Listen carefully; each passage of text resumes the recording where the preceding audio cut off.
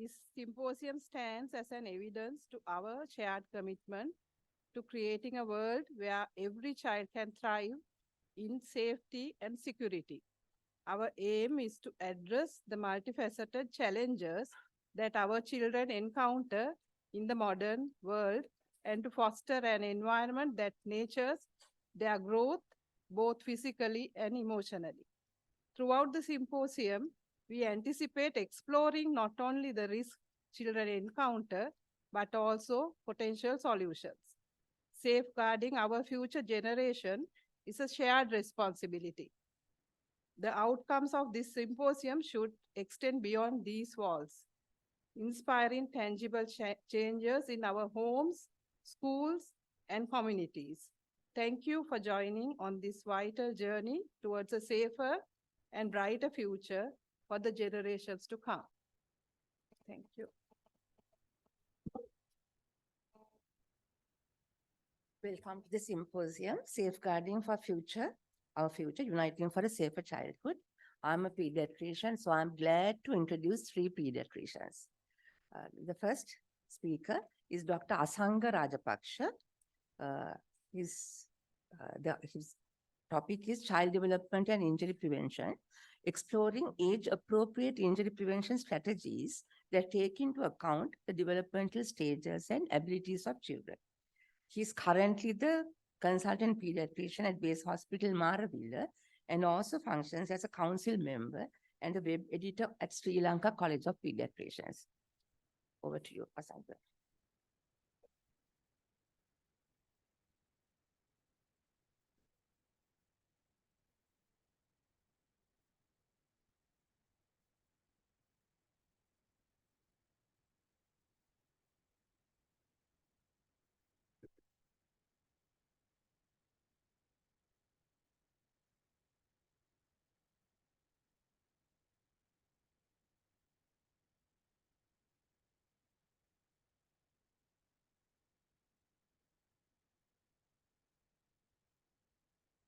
Thank you, Madam, for that very kind introduction. Good afternoon, ladies and gentlemen. Today, my task is to speak about child development and injury prevention, focusing on exploring age-appropriate injury prevention strategies that take into account the developmental stages and abilities of children. So in the next 15 minutes or so, I will talk about what makes childhood injury prevention a challenging task, types of common childhood injuries, priorities in injury prevention in children, and measures to prevent specific types of injuries. Injury prevention in children provides a unique challenge due to changing developmental stages in children. Varying vulnerabilities to injury in children are influenced by physical characteristics as well as their cognitive and social characteristics of different stages of development. So physical characteristics which determine their vulnerabilities to injury are their height, reach, strength, and dexterity. And their cognitive social characteristics which affect their vulnerabilities to injury are curiosity, judgment, the level of judgment they have on things, and ability to recognize assets. So with each new developmental stage, the profiles of physical and cognitive social development change. Through awareness of how this occurs, risks to children may be anticipated and avoided. So what are the main types of injuries in children? Falls account for more than 50% of all childhood injuries. Falls can occur at the same level or from a different level. We also experience cut or piercing injuries, road traffic injuries, burns, poisoning and ingestion of foreign bodies, as well as drowning. So authors who have written on this topic have identified several priorities when it comes to injury prevention in children. One of them is supervision. So adults, as we know, have a responsibility for the supervision of children under their care. And it is an essential element for the prevention of home injuries to toddlers.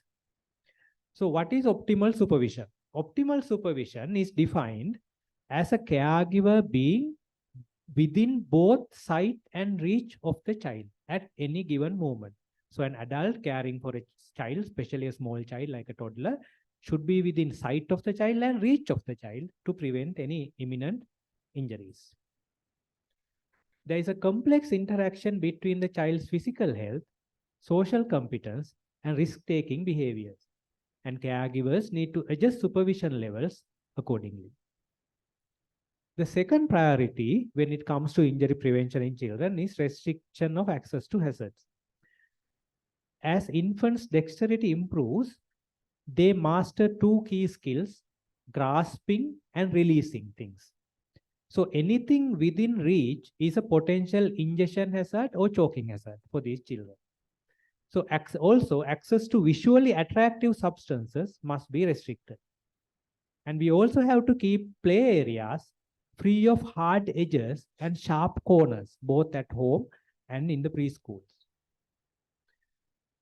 I said falls account for more than 50% of all childhood injuries. So prevention of falls is very important. It's a priority. Youngest children do not have the ability to shield themselves during a fall. Therefore, have a higher risk of serious head injury during a fall. In contrast, older children commonly experience fractures of upper extremities due to shielding when they are trying to shield themselves during a fall. As children grow, their location of falls shift from home to the play area or playground or preschool, and later to public areas like roads. So the fourth priority is anticipation of risks. Advancing physical abilities of children often precede their ability to understand the consequences of their actions. Therefore, a caregiver's knowledge of growth and developmental milestones of children will enable more focused supervision and appropriate protective measures. Now, we will look at some specific preventive measures we can take to prevent specific types of injuries in children. First, prevention of falls. So it's very important, especially if there's a toddler in the house, to have stair gates, a gate at the top of the stairs so that the toddler will not fall down the stairs. It's also important to have handrails along staircases as well as around balconies, have window grills, and also beware of slippery surfaces. We know, especially preschool age children run around very fast, and a slippery surface at home, in the bathroom or in the kitchen, anywhere, can lead to some easily preventable injuries. We also have to look at secondary prevention because falls will occur with children, but we have to take action to minimize the consequences of falls. So one such suggestion, which has come from some studies, is limit the height of playground equipment. They have suggested the maximum height of 1.5 meters to any playground equipment to minimize damage if a child falls down. Also use energy absorbing material under playground equipment, which we know it is applied in play areas made to proper standards. Then road traffic injury. We know use of seat belts is probably the most important thing in preventing road traffic injury. Now the problem is with children, the normal seat belts don't fit them. Their body proportions are small. Therefore, we have to advocate using child seats. So a child up to 10 kilograms, what is recommended is rear-facing child seats. A child more than 10 kilogram up to about 4 years of age, the recommended thing is a front-facing child seat. And more than 4-year-old child up to adult, who is less than adult proportion, we can use booster seats. So these are the child seats that I talked about. So at the top left-hand corner, you see the rear-facing child seats, for usually infants, small children. And then at the left bottom, you see the front-facing child seat, which is ideally for preschool age children. And for school-going children who are still not up to adult proportion, we can use the booster seat, which we see on the right side. Now, we know these are fairly alien concepts to most of our South Asian countries, but I think we have to get there through education and through legislation. Then use of child helmets, both while they are being taken for motorbike rides as well as when children are riding bicycles, is very important. Being careful during three-wheeler rides. It's a specific hazards, I think, mostly in South Asian countries.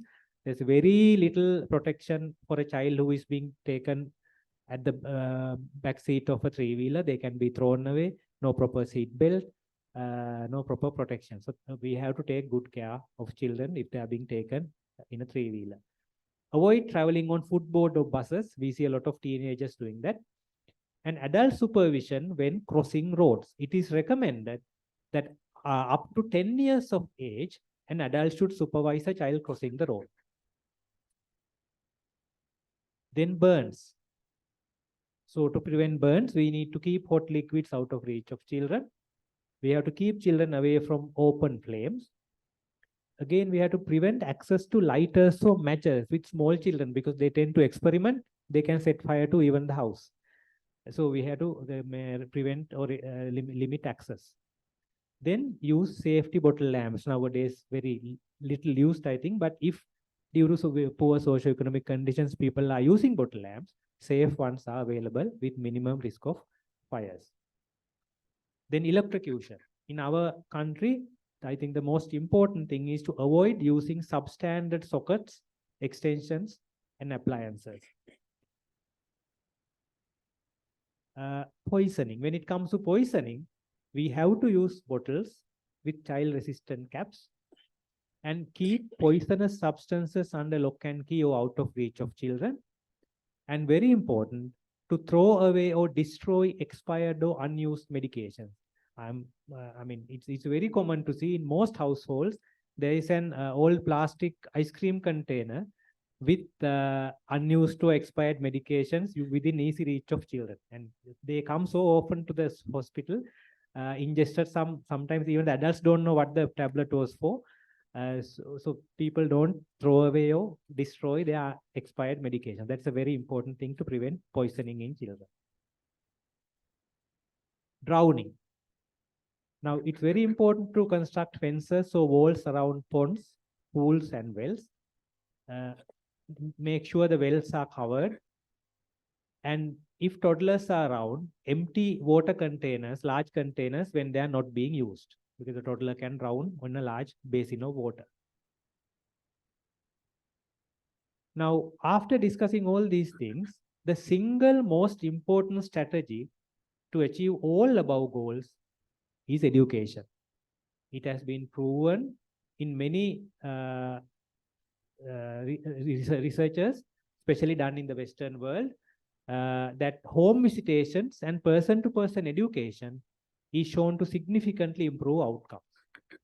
So we can utilize our excellent public health system to deliver these messages to people. So in summary, as children develop, their changing physical and cognitive social characteristics determine their changing vulnerabilities to injury. Priorities in injury prevention include supervision, restricting access to hazards, prevention of falls, and anticipation of risks. With an understanding of above principles, specific measures to prevent injuries can be adopted. Thank you very much. Thank you, Asanga.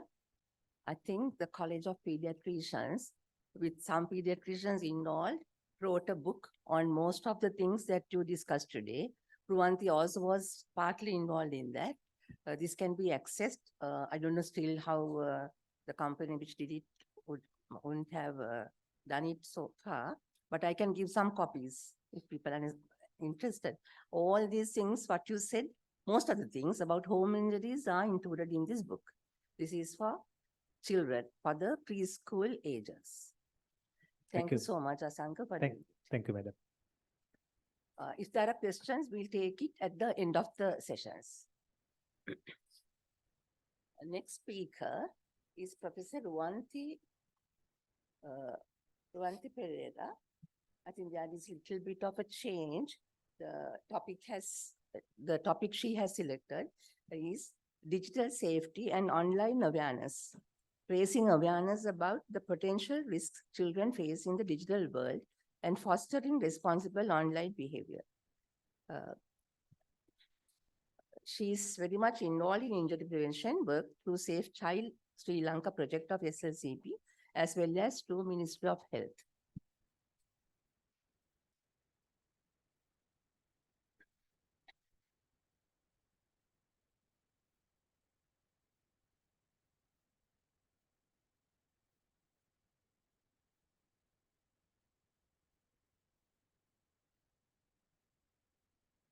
Thank you, Madam, for the introduction, and good afternoon to all of you. I think when the NCD unit sent us 4 topics, I very energetically select the topic on online digital safety for children. I think because all the modern parents who are having small kids these days, at any given time, all of us would have some concern about children using online and digital devices. So I'm going to, within the next 20 minutes, I'm going to talk few things about, this is not a very scientific lecture, just to update you all the risks and what we can do to prevent the children getting harassed by the online use. So these are, I'm just going to talk, what do we mean by digital environment? And why are we worried? Why are we concerned when the children use digital devices, and what can we do to prevent the harmful effects of digital devices? So talking about the use of online devices, we are very worried about the harmful effects, but of course, to start the lecture, starting with a good point, this is a message by UNICEF. I think you'll have to adjust, it's not connected. Lecture is, now it's over here, thanks. This statement was issued from UNICEF as well as International Telecommunication Union, which was issued in 2020 when we started the COVID epidemic and the children were mainly diverted to online learning. They found that globally only 58% children have access to the internet use. That is again in the rich households when compared to some countries with poor economic status. It was low as to 16%. So even though we are worried about the internet use, it is not very freely available throughout the world. And unfortunately, we are not sure what is happening to Sri Lankan children because we see children in our vicinity, but throughout the country, we do not have any statistics about access to internet to our children. So this is an area we should study because any prevention activity, we have to have data. Again, this I took from New York Times. This was published in 2022 March.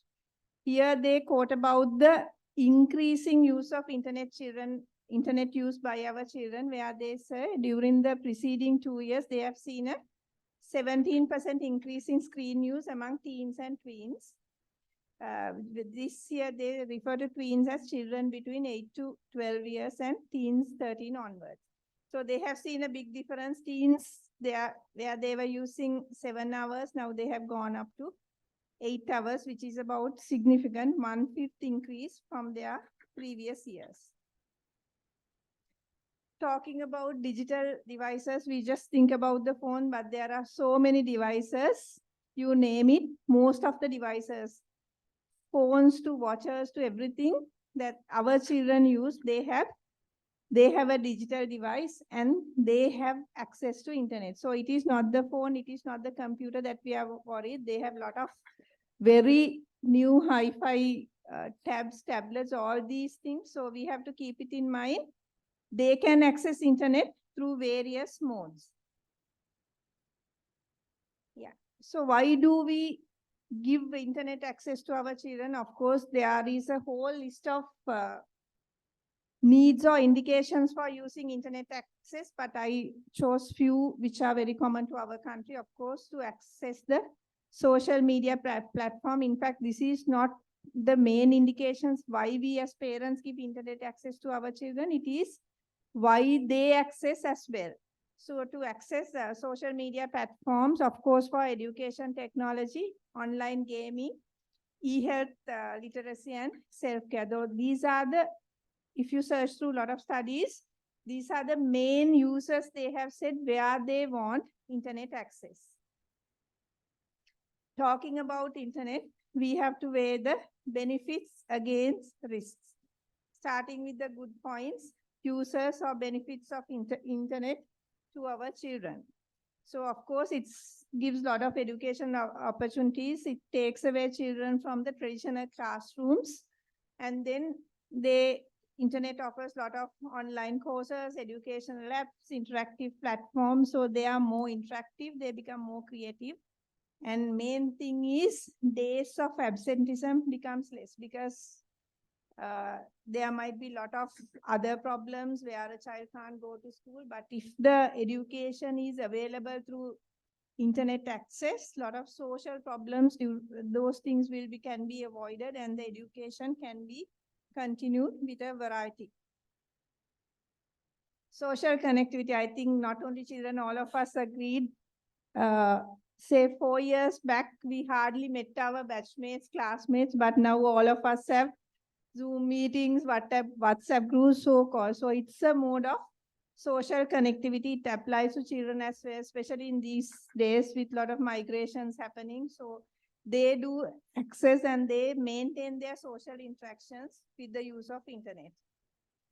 Of course, a way of improving creativity and expression. I think this is also a very important thing to talk because our children are very capable, very equipped with modern IT knowledge, especially when it comes to TikToks and all. They do amazing things. So it is a way of beneficially using internet. It is not only TikTok, they have YouTube, blogging, creation of digital arts.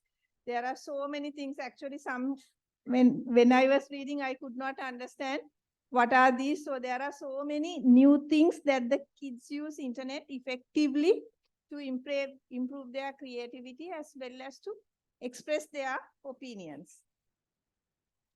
Global awareness. I think this is another very important thing, especially in our time. If we want to know something, we have to read it and know what is happening in Israel, what is happening in UK, what is happening to Kate Middleton. But now it is not the case. They are well aware about the things happening globally. So that is a plus point because they are not limited to their world. So they gain a lot of knowledge via access to internet. So there are like this so many important benefits that they get children. So I'm just starting with these benefits because we can't say no internet totally because they do gain a lot from internet as well. But unfortunately, what are the risks? There are so many risks as well again. So at this stage, we can't say which is beneficial, benefits are more, whether the risks are higher of internet because it is a very, very individualized thing. It depends on your child, it depends on your development, it depends on the colleagues where the child is associating, the family background, the free time you have to spend with your child to know what the child is doing. There are so many things, other external factors which will say whether the internet use is beneficial to child or whether it's harmful to your child. Of course, cyberbullying is a very frequently talked topic these days. By definition, bullying implemented through electronic media. So we talk a lot of things about cyberbullying, but unfortunately, we don't have any data in our countries. But I managed to get this systematic review done through 64 studies. So it says, it gives us a lot of data. This study was done in China, this systematic review, but it has involved many countries, including American countries, European, as well as Asian countries. So according to their findings, so this was published in 2021. So the meta-analysis was mainly concerning studies done during 2019 and 2020, where they have found out very important things. Cyberbullying victimization range from 14% to 58%. So that is a fairly big number when you consider our children. Verbal violence was 2.8 to 47%. Group violence was 5 to 17%. So this is another upcoming problem where few of the children in one particular group get together and start harassing somebody via internet. Especially even these things can happen in even small tuition groups as well. Then visual violence, of course, we know they can put false photographs, they can edit things like that. Again, it's rising up. Impersonating and account forgery. So where they totally change the internet account and they do so many things. I think we have also experienced this. Today, very strangely, I got a mail from a very reputed Asia Pacific Pediatric Association president. I got so worried and opened the mail. It was just a forged mail telling that he was stuck somewhere and asking for money. So things like that, it is very unfortunate. All of us, not only children, can be victims. And they talk about cyber stalking, online data abuse, as well as sexual harassment. So these figures are less compared to the 4 previous months which I discussed. What are the effects of cyberbullying? I think this teen girl's face tells us the agony she is undergoing. Cyberbullying can have physical effects and as well as very enormous, harsh psychological effects. So cyberbullying can cause a lot of physical problems as well as psychological. When we are talking about mainly psychological problems, they do suffer with PTSD, post-traumatic stress disorder, anxiety and depression. So those are the main things, main psychological problems that they face due to cyberbullying, which can really really damage their personality. Sometimes they totally stop going to classes, which the future can be really ruined. Next harassment is the online predators. I think we very frequently hear these things on social media.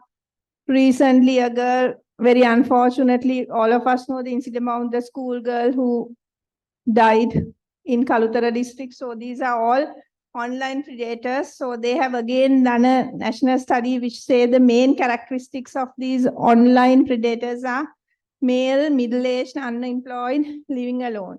So we are not free of predators. We have to be careful because we have a very, very variable group of people around us. So we can't say we are a very cultural Buddhist society. We don't have predators. So we have to be careful about predators because online predators take a long way, put a lot of effort to put the children in trouble.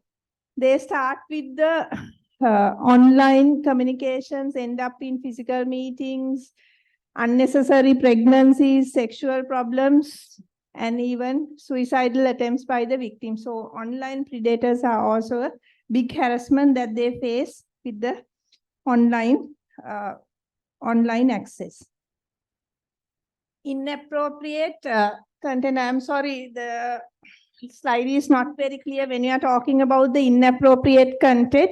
This is another problem that we face because when we are talking about the children, they can very easily access what they want and then they can delete the memory and stay as they have not done. So I will just read through few things. So this is again a study which shows, this is done in European Union where the children have been exposed to inappropriate contents. So mainly pornography and sexual contents, violent and aggressive contents, unwanted contents, scary content.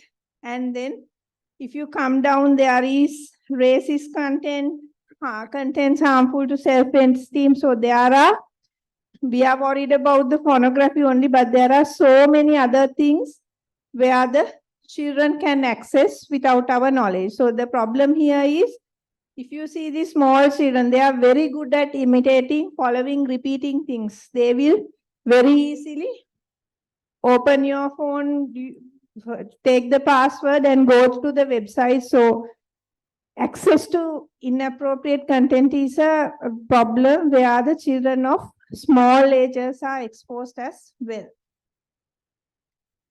Privacy concerns, again, another big problem, because sometimes these children, when they get exposed to internet, when they are using internet, they are very free and give all the details, especially your residence to personal details as well as your family details, which can have a consequence of events later on, because unknown people get to know this and they can face a lot of problems. Another major problem, internet addiction and overuse. These two terms go hand in hand. Usually overuse leads to addiction, which will give rise to a lot of symptoms, depressive symptoms, feeling of guilty.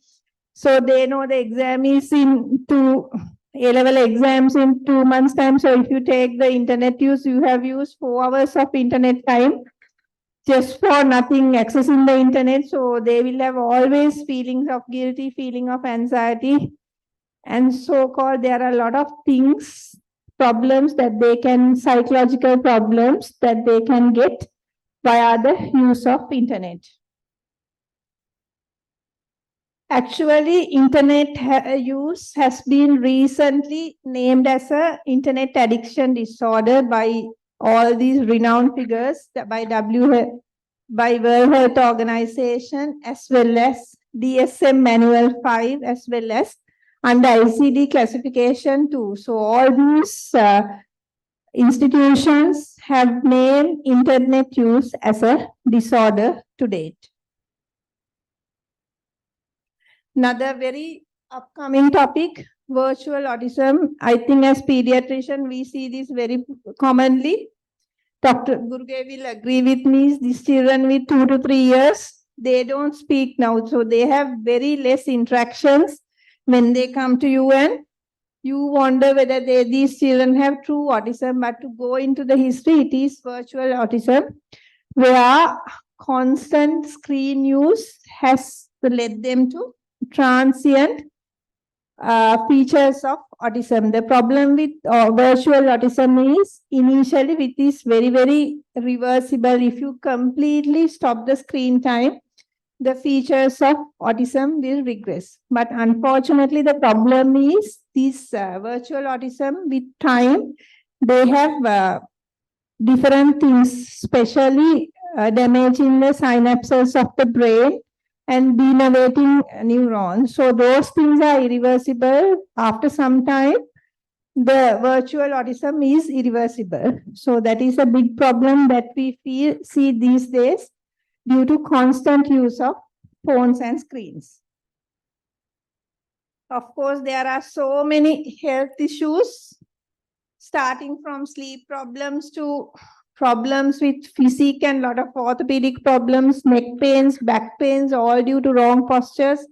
Carpal tunnel syndrome in small children, which is a disease of big adults. And mainly problems with vision, dry eyes, allergic conjunctivitis, so problems with personal hygiene.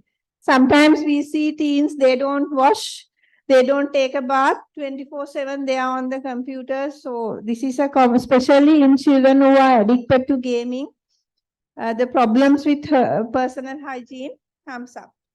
And then eating disorders. Of course, some children, when they are on internet addiction, they need something to bite all the time. So they will be snacking. They miss the proper meals, which will lead to consequences of childhood obesity. Again, a rising problem leading to a cascade of irreversible problems.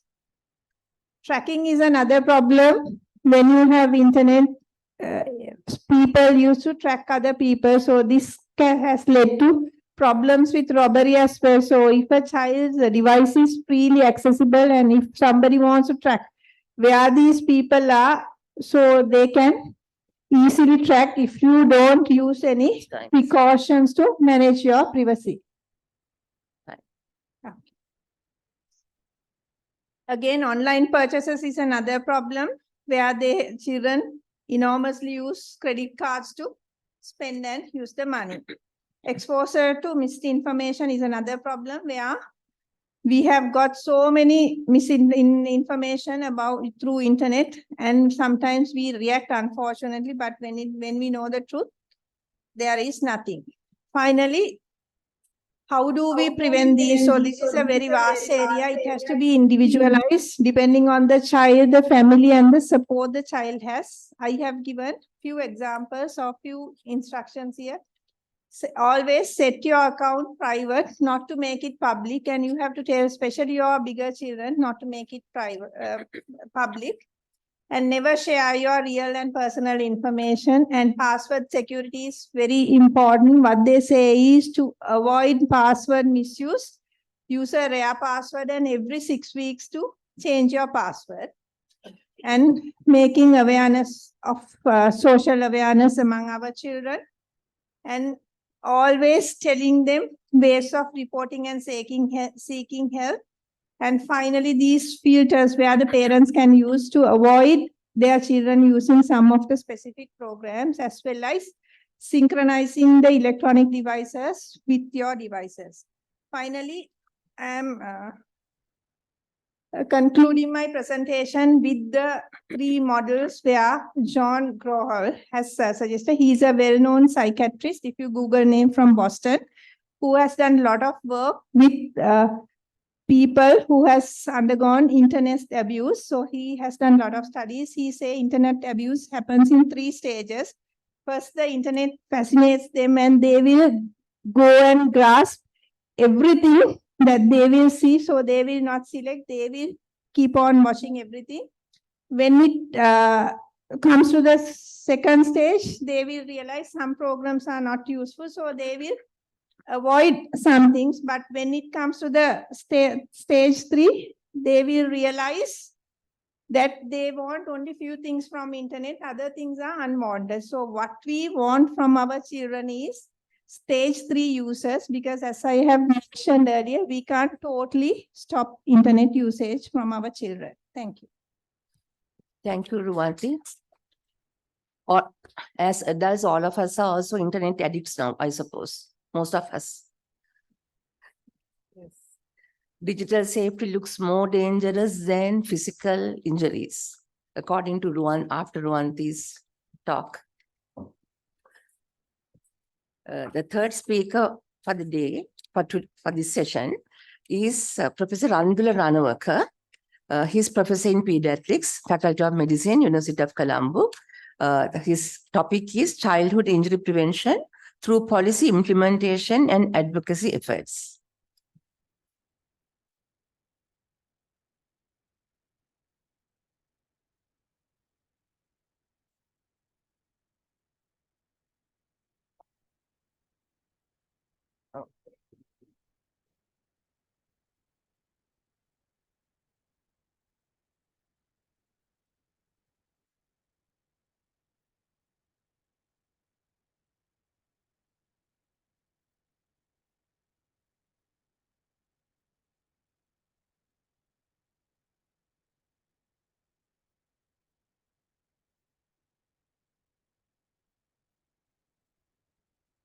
Good afternoon, ladies and gentlemen.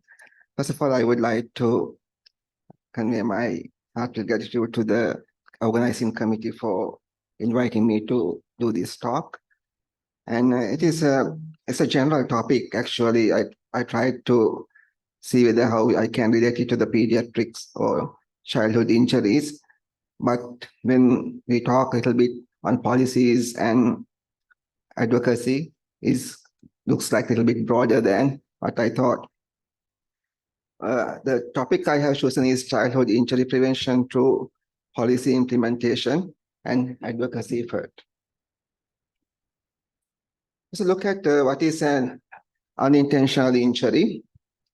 If you take an injury as a definition, as a whole, injury is defined as damage to a person caused by an acute transfer of energy.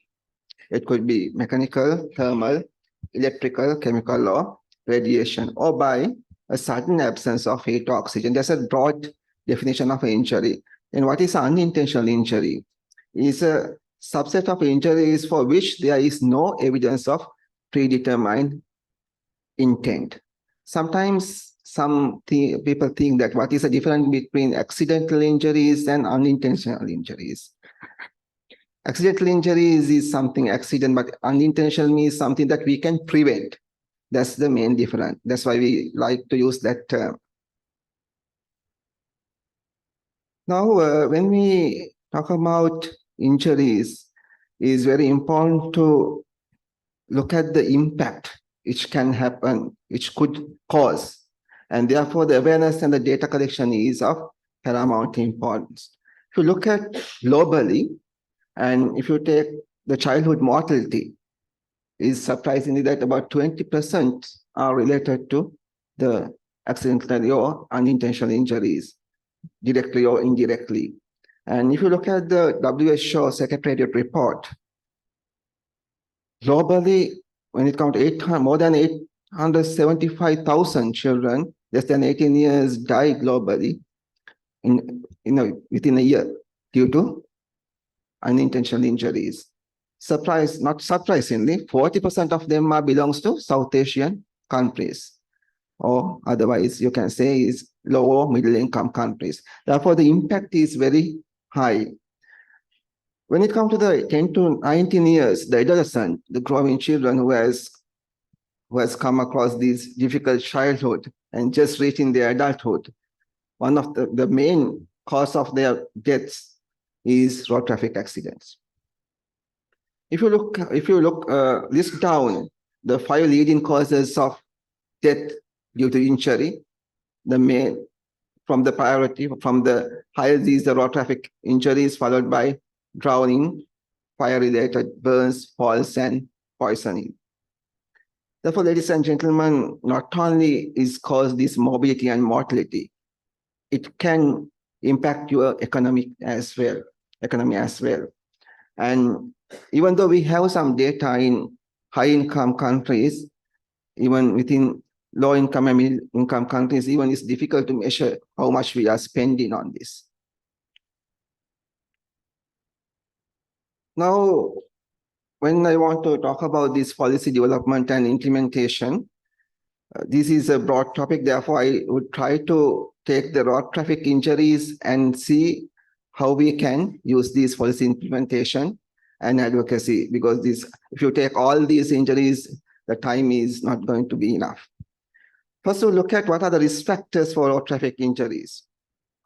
Increasing volume of traffic is happened with the increased number of vehicles, especially in low-income countries. When the income comes up, the more vehicles comes to the roads, but you don't have the parallel facilities when it comes to the road users. There's a lack of other facilities to incorporate or to combat this increased number of vehicles.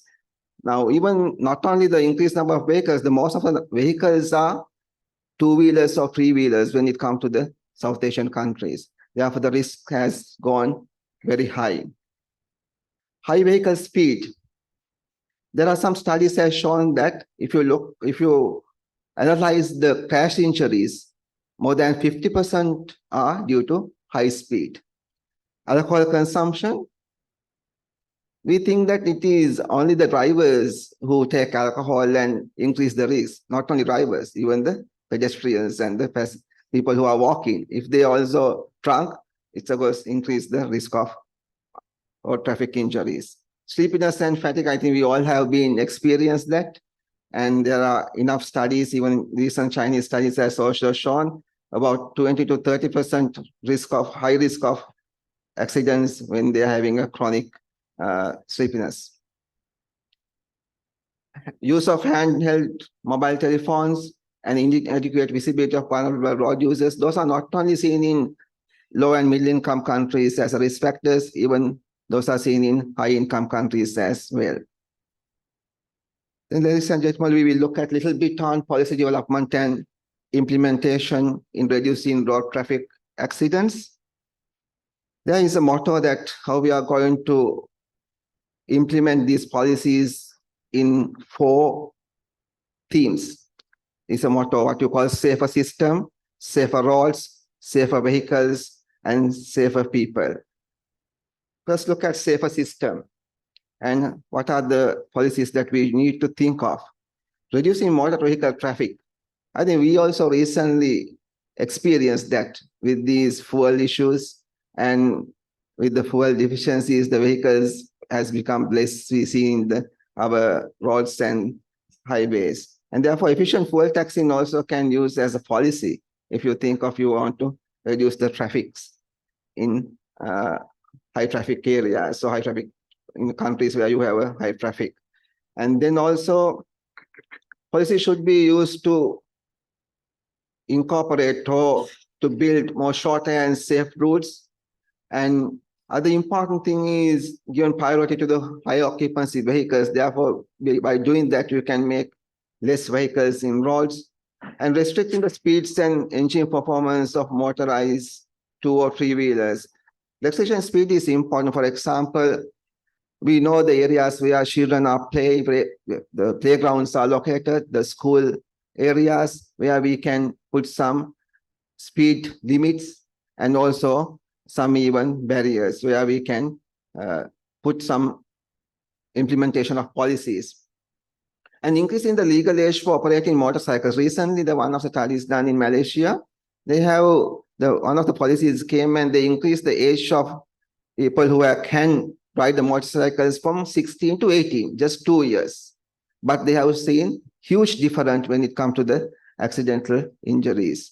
Therefore, small changes can do a lot if you look at very carefully. And also using graduated driver license system. That has to be given graduation or more in-depth course. By doing that, you give more information and more behavioral change when they are getting the license. And therefore, those are the few things as a system change we can look into. What are the safe, how we are going to implement the safe policies on safer roads? And safety awareness in planning roads networks is very important. When you are planning the network or highways, it's important to make sure you put all the safety networks in place, because after building that, it's very difficult for you to go back and change those safety issues. Providing passing lanes. So sometimes we need to have extra lane for overtaking. That surely will reduce the crash injuries or vehicle crashes. And median barriers. I think we all will see when we are driving, sometimes vehicles comes towards you. If you have a median barrier, then there is a less chance of you getting into the collisions. And street lighting. And if you look at during our economic crisis and where we didn't have enough police for lighting, and there were increased road traffic accidents due to the poor lighting in streets. And those are very important things to look at. And traffic calming measures such as speed bumps, speed cameras. Speed bumps, for example, if you have a crossing in front of the school, better to have a speed bump also a little bit few meters away, and it will reduce the risk of children getting into accidents. Safer vehicles. This again important. Improving the visibility of vehicles, including requiring automatic daytime running lights. Interestingly, sometimes people think why you use these daytime lights, and it has come with the research. And recently also they have done an analysis in Malaysia and Singapore. There are very good evidence that it has reduced accidents significantly. And then incorporating crash protective design into the vehicles sometimes will help when they knock pedestrians to reduce the impact. And also when it comes to the children, especially the child safety seats, I think Dr. Asanka highlighted the importance of child safety seats in reducing pediatric injuries. Then other important thing, especially come to the low income and middle income countries, the regular maintenance of all the vehicles and removal of vehicles in poor conditions. That's something other contributory factor when it comes to South Asian countries. Development of intelligent vehicles, this has happened in high income countries, but is another milestone of reducing injuries. Safer people. Speed limits, as I mentioned, alcohol related limits, So hours of driving for commercial drivers, that's an important policy that we should think of. Sometimes people are too tired and they have been in long shifts of driving, especially the heavy vehicles. Therefore, we need to make sure that some policies should be implemented on these aspects also. Seatbelt use, time to time, I think our our police department and also other institutes also checking time to time, but it seems that it has not been regularized as it should be. Bicycle and motorcycle helmet use. We see some parents going in bicycle with helmets, but children are going without helmets. And therefore, should be imposed as a laws, then only we can go ahead or achieve our next step. So, ladies and gentlemen, the advocacy and stakeholder engagement is very, very important. Whatever policies we made and try to implement, it should be through advocacy and stakeholder engagement. I think Minister of Health is doing a wonderful job by designating a focal point for that and trying to increase the awareness of the country, awareness of the public. At the same time, education sector also has a high role or big role by integrating the safety education into the curriculum. And also raise awareness among children and their families is very important to do that.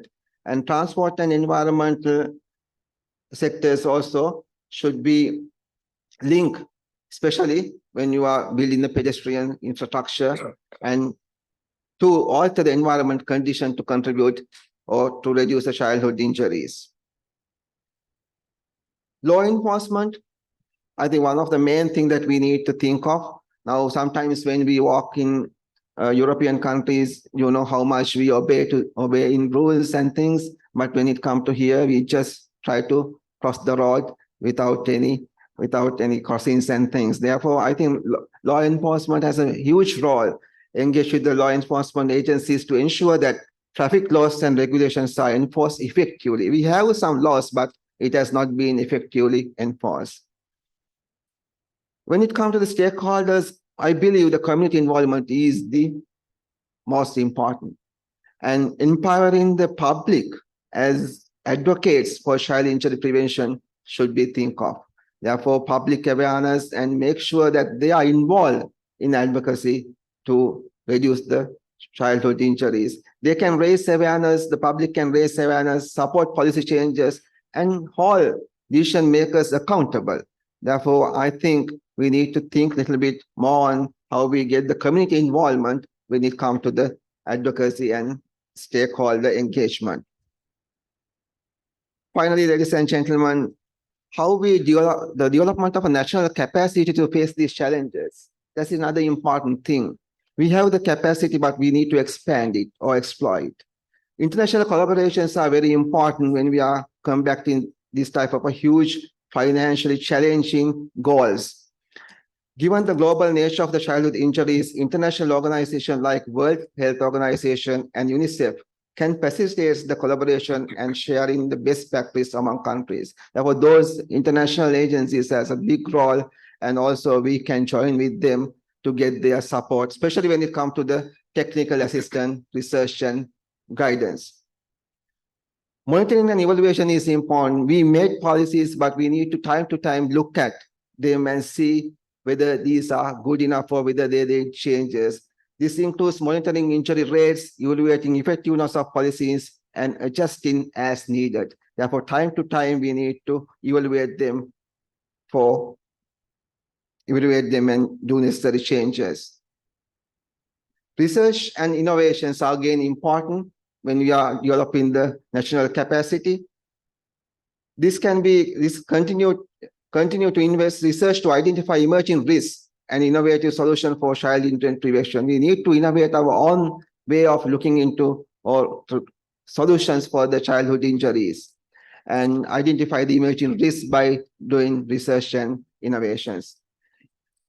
To act or to count after the injury, we need to see how we can rehabilitate or try to reduce the hospital stays and to reduce the morbidity. Therefore, ensure that the healthcare system are equipped to respond to childhood injuries properly. And whether our all main hospitals are having enough equipments and the knowledge to counteract or combat child pediatric injuries or treat injuries effectively. Finally, sustainability. Develop policies and advocacy campaigns that are sustainable over the long term. Sustainability involves ongoing commitment, public awareness, and finally the political will. Therefore, whatever we do, we need to think of sustainability also. Otherwise, with the time, whatever the effect we do will go away. So, ladies and gentlemen, I will end up this slide by integrating policies, advocacy, and multi-sectoral collaboration can reduce the burden of childhood injuries and safeguarding the well-being of the youngest members of our global community. Thank you for your kindness. Thank you, Randula. Why don't you all three come here? We can take few questions.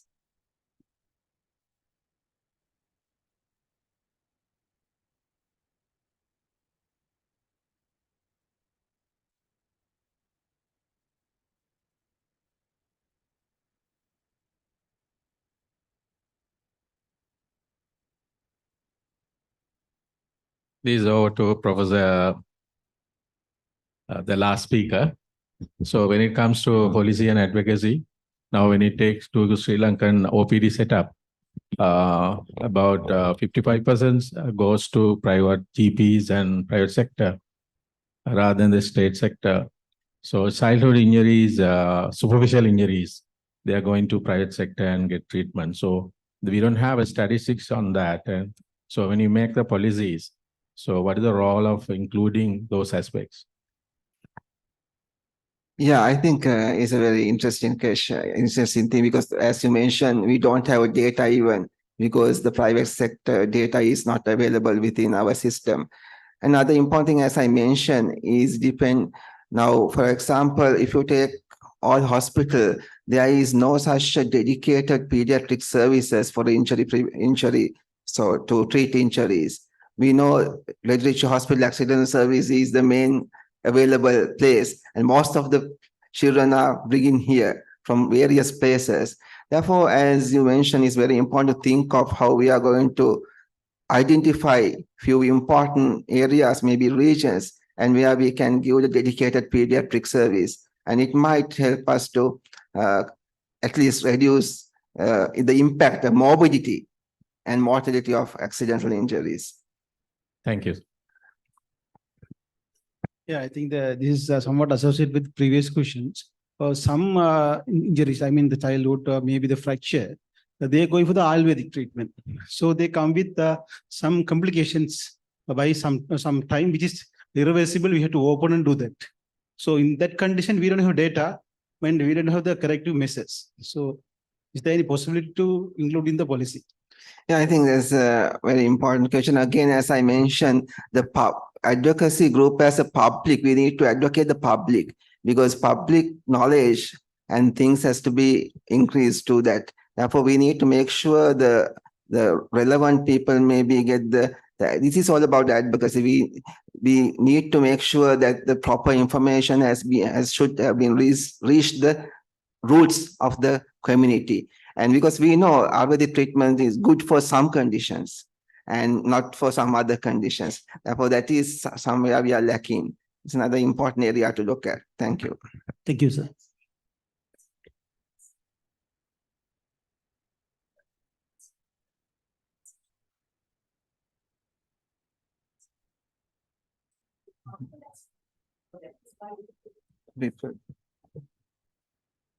The other question is, so what is the sort of recommended screen time for the kids, for the children, in order to reduce this digital impact on kids? Yeah, it depends on the age. So they say a child less than 2 years is usually 20 minutes.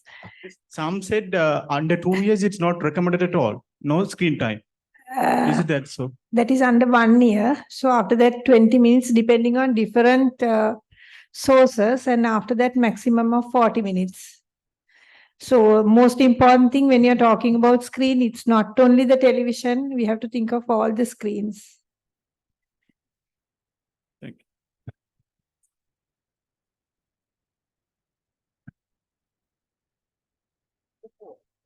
you. Yes. Thank you very much for that very interesting symposium. And I would like now, it's the parents who give the screen or this device to the child. And we are saying that the device is, there are good things as well as really bad things when it comes to very small children. Then as people who are advocates, we need to give options for the parents, because with this busy life, parents use the device as a measure to keep the child involved, whilst the parent is involved in other household chores or anything else. So then we need to make other options, alternatives. If the parent is not available for the child, okay, what are the positive things that we can offer our kids to be involved? Otherwise, this will not stop. Yeah. So what can we recommend? Yes. Can I add another comment? I think when it comes to parenting, they sometimes think putting a nursery rhyme or telling something that is educational, they don't realize the impact of screen use on the child. So I think it's one way is to tell them it's not the material that we are talking, it's the screen time that we are worried here. So that is one thing. Other thing is a very, very difficult question to answer, because I know all of us have just 24 hours to do so many things. It's a way of, as a pediatrician, what I feel is from the beginning, making your child used to the things. So, for example, feeding. Now we are very worried the child is not eating, so end up with giving the phone and putting the things in the mouth even without child realizing that what he or she is eating and drinking. So, if we make sure that the child's growth is adequate and especially reinforce the fact that forceful feeding makes negative defensive behavior, even aggressive behavior towards parents, so that the mother can stop. So things like that, I think on an individualized basis, we have to tell them or advise them. I think overall it's a very difficult thing, because lack of extended family support and the busy schedule, most of the females are working. I think it is an unfortunate thing that we are facing these days.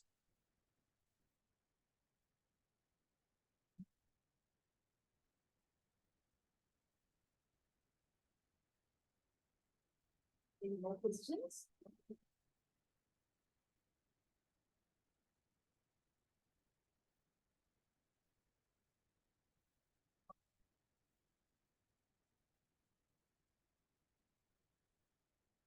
We have been truly inspired by the insightful words we have heard from our esteemed speakers, and we had a good discussion. Thank you all for engaging actively in the symposium. And we have now moving on to express our gratitude to our speakers. I would like to invite Dr. Galyan Guruge, Madam Senior Consultant Pediatrician, to present the token of appreciation with the certificate to Dr. Asanga Rajapaksha, Consultant Pediatrician, Base Hospital, Maravilla.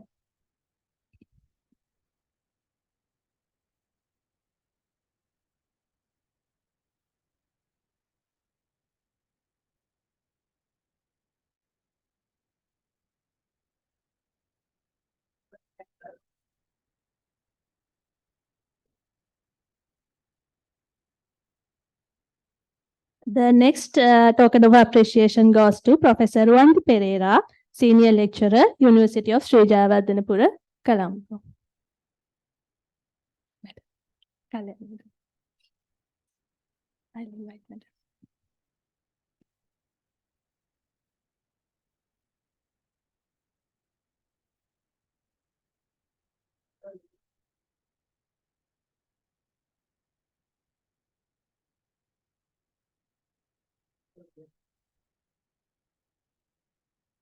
Thank you, Madam, for being with us. And now I would like to invite Mrs. Anoma Sirivardhana to present the token of awards and certificate to Professor Andula Ranawaka.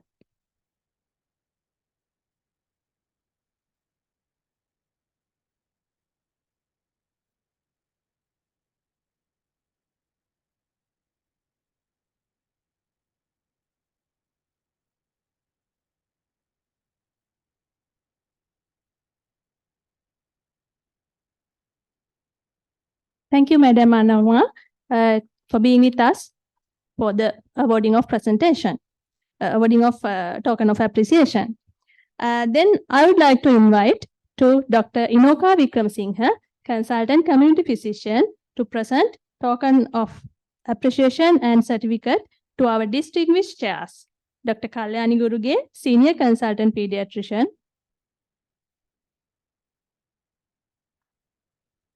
Thank you, madam, for your invaluable support given to us.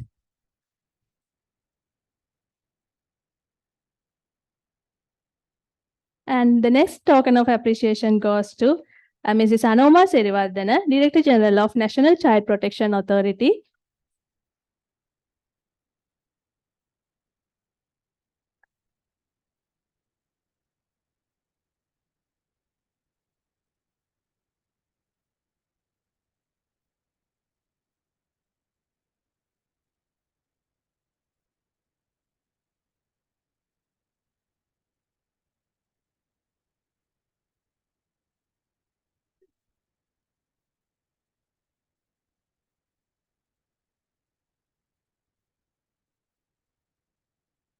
We find ourselves filled with gratitude for the invaluable contribution of our speakers, chairs, and all the participants. Thank you. And now you can join with the... please come forward for a group photograph.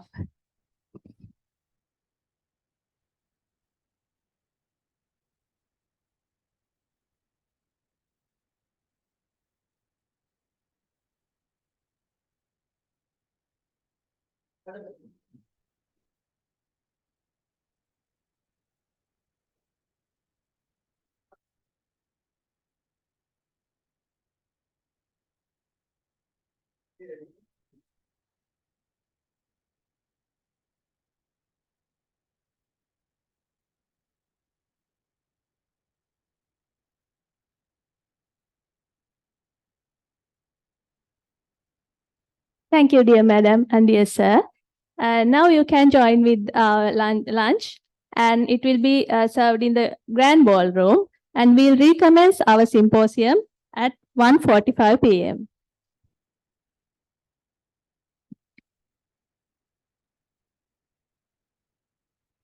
And specialist in community medicine to chair the free paper session.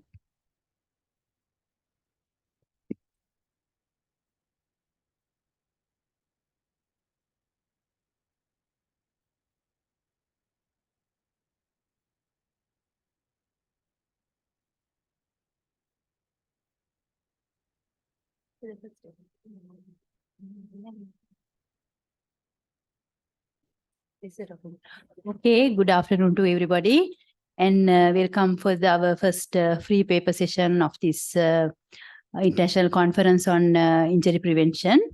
And I would like to invite the first presenter.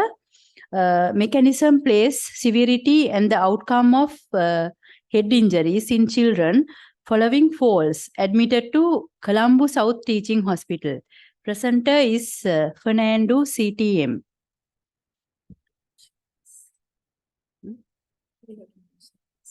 But 1 minute. The presentation will be made physically, and the duration given is 8 minutes and 1 to 2 minutes for the questions.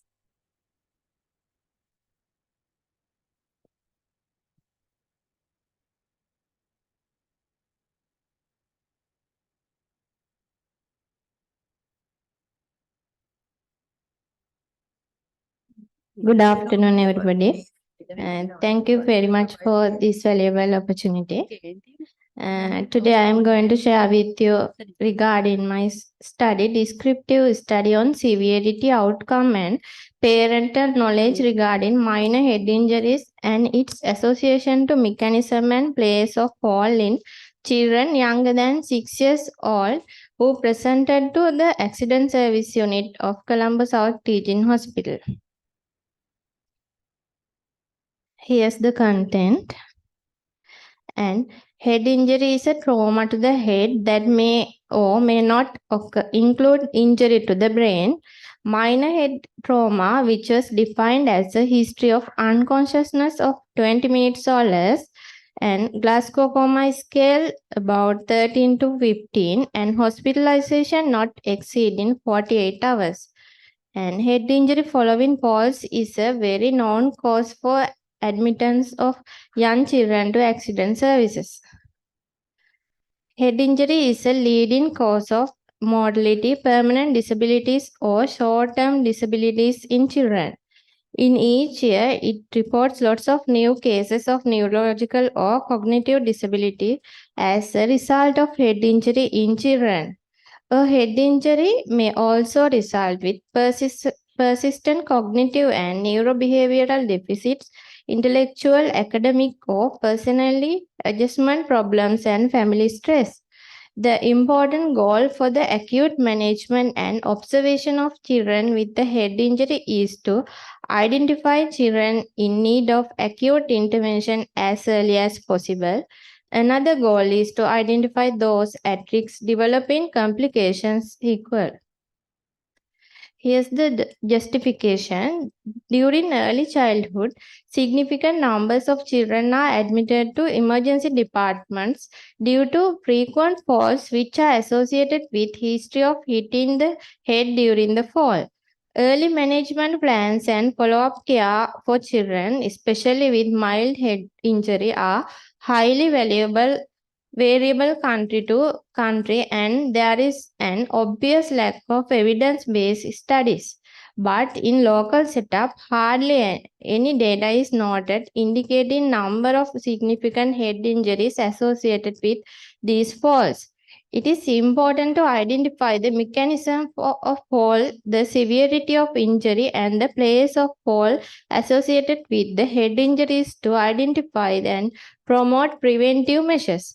In order to develop or improve preventive strategies, it is important to identify what is current parental knowledge and what are gaps need to be filled. Here's the objectives. General objective was to assess the severity, outcome, and parental knowledge regarding minor head injuries and its association to mechanism and place of fall in children younger than 6 years old who presented to the accident service unit of Colombo South Teaching Hospital following falls.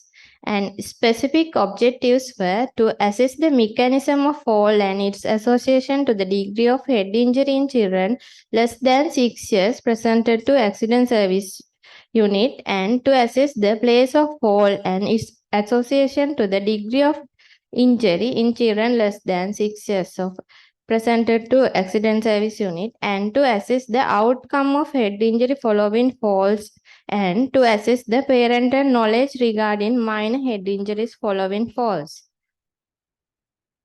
Methodology was descriptive cross-sectional hospital-based study, and study setting was accident service unit of Colombo South Teaching Hospital, and study population was children between under 6 years presented to the accident service unit with suspected head injury following a clear history of falls. Here, inclusion criteria was children between 0 to 6 years presented to the accident service unit with suspected head injury following a clear history of fall, and parent who give written informed consent. And we exclude children between 0 to 6 years presented to accident service unit not due to falls, and due to falls but not suspected to have head injury, and others parental permission not available. And here study sample calculation here, and but there was only around 50 to 60 admissions per month to accident service unit of Colombo South Teaching Hospital. Therefore, the sample size had to be limited, and the whole study population was 100 selected as the convenient sample. Here, sampling method, convenient sampling method was used as the population is limited. So, data collection methods were collected data using interview and administered questionnaire after written informed parental consent. The study was explained by using another information sheet. Data collection instrument was an interview administered questionnaire developed under the guidance of supervisor based on questionnaires used to previous studies. It was included socio-demographic data, mechanism of injury, place of fall, management related to head injury plan, outcome of head injuries following falls, and parental knowledge regarding minor head injuries. Outcome of the injuries were defined as minor if CT scan was performed with normal result or CT scan was not performed but GCS was 15 or discharged within 24 hours. Collected data were analyzed using statistical package for social sciences software version 25. Descriptive statistic, chi-square test and independent sample t-test were performed to analyze the data. Here's the discussion. Most head injuries from a fall in these children admitted to hospital were minor cases, and majority of children were fallen from a playing object like swing, seesaw, or trampoline.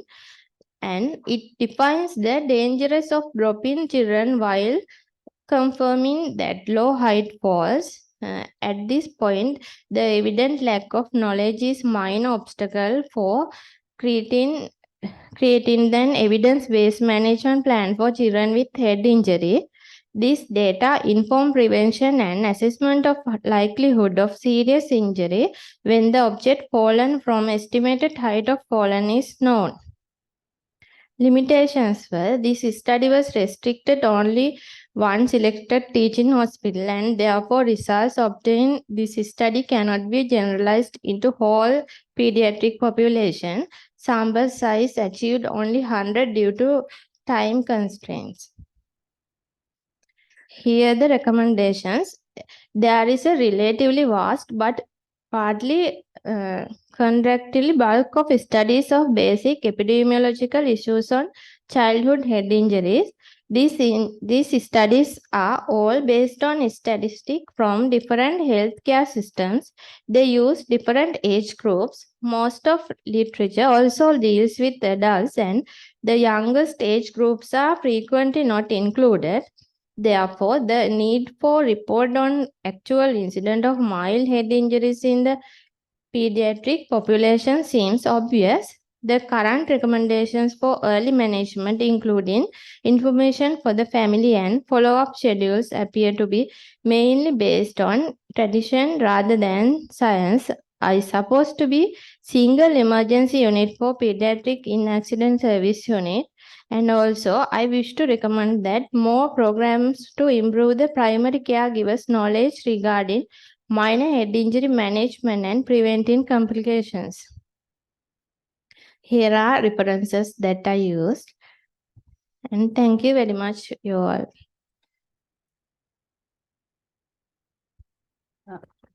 Okay, thank you for your presentation.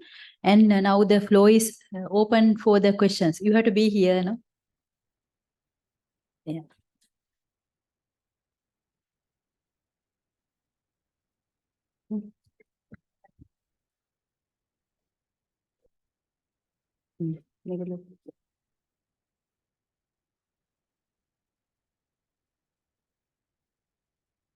Thank you for the presentation. Can you go for the slide? In the presentation, can you show the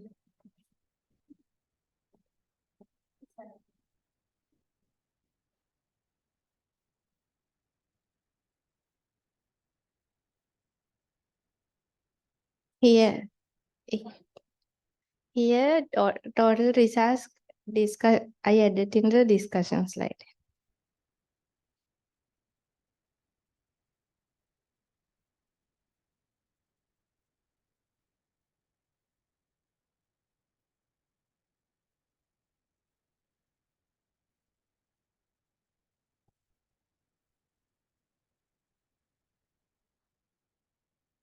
Any other questions? Yeah, if not, yeah, sir. Mike. You have data on different kinds of object. Yeah. Because here you have stated in general that most falls or most head injuries were from falls. But what caused the fall? Do we have that information? Actually, lots of incidents were due to playing children with their playing objects like swing, seesaws, and trampoline. Like when while playing, they most of the time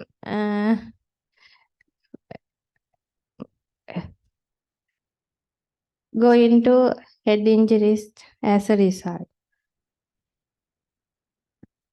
Were you also able to identify what were the areas of knowledge that were lacking amongst the parents who you interviewed?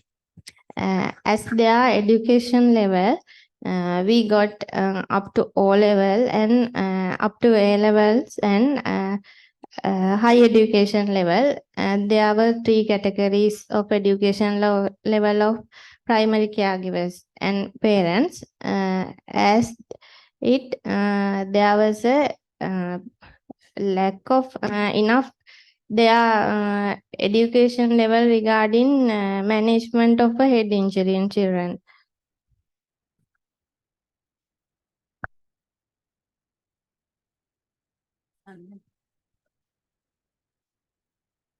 Yeah. Okay, I think yeah, you have to go into more detailed collection if you are doing this kind of research. I think you have to go into more specific area, and it's also mainly the demographic data you have collected, and even in that also you are lacking certain details of the data collection. And other thing is regarding your data collection, you said that it is due to the lack of numbers. You have taken it as a convenient sample. I think it is not the correct methodology to do the sampling. So you could have taken more time and collect the data rather than getting a convenient sampling, because it gives you a wrong picture of this research. You have anything to say? Yeah. Have you taken any action following your results to improve the situation? While getting information from parents, we give them instructions regarding how to manage after head injury at home. Likewise, we inform them regarding. Okay, thank you very much. I think now we have come to the end of the presentation. Thank you. Thank you, madam. So the next presentation is on attitudes and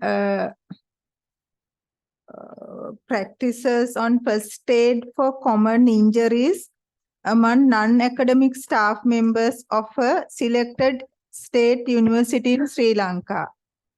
It will be presented by Dr. Nasmil UHM. The co-authors are DMS Fernando, CSC Gunawardana, AATD Amarasekara, MKDL Meegoda, SNAM Navaratna. Over to you, Dr. Nasmil. No, Doctor.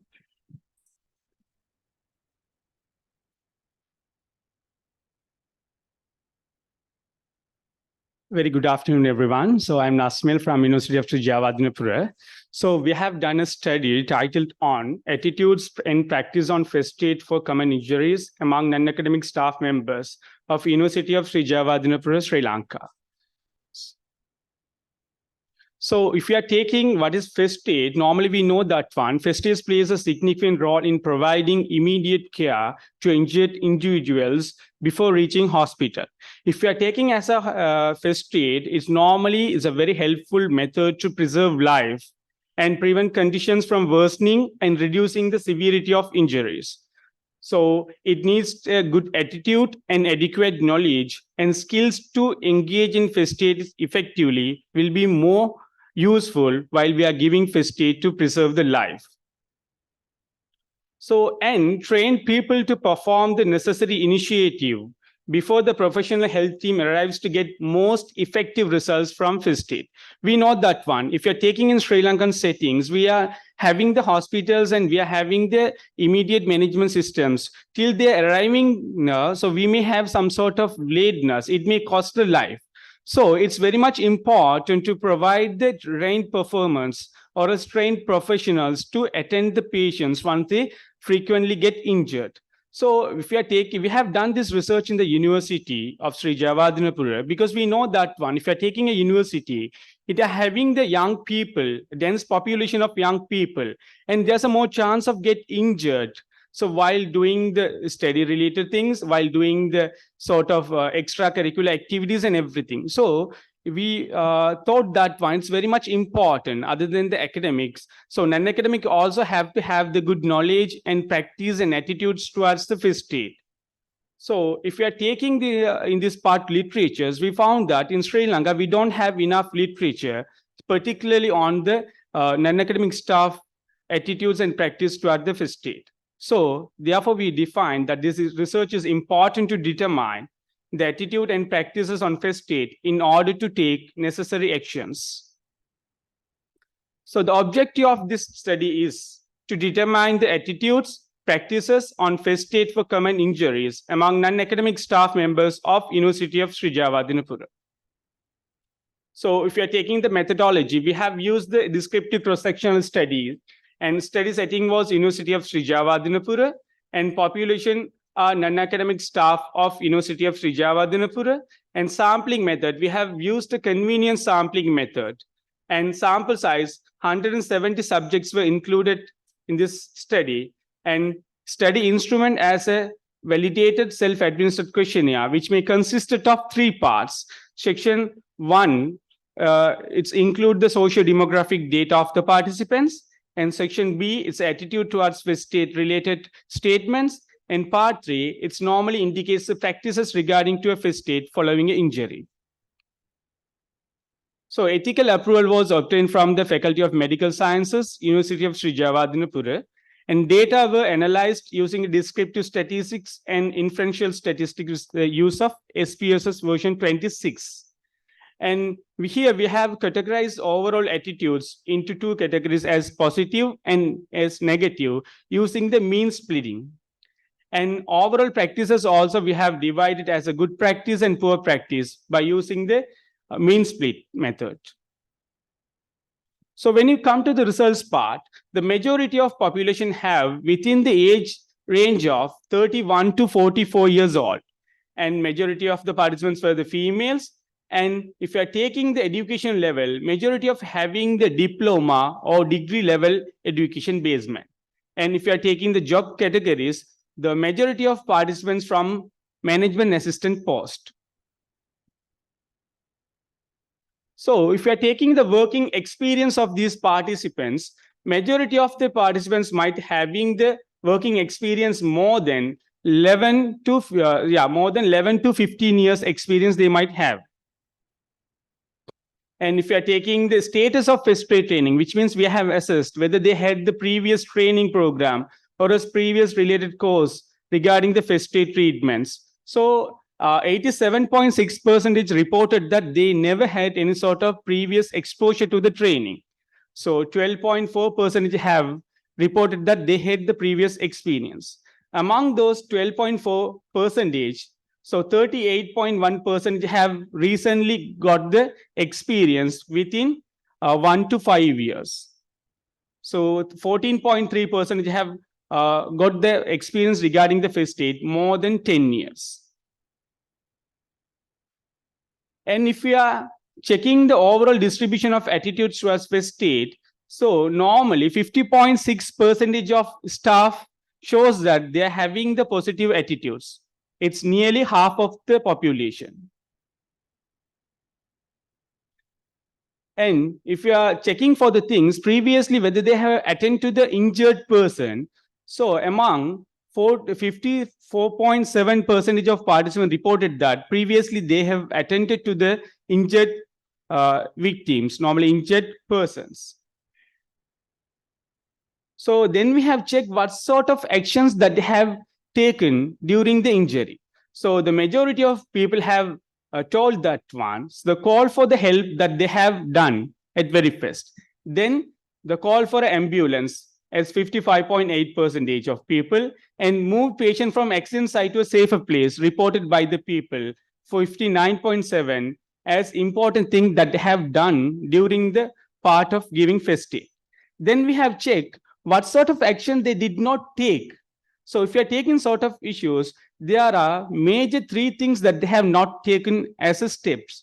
One is 83.1% is reported that splintered fractures. During the fractures, they are very much afraid of doing the splinting things and they are not much enough confident to do that one.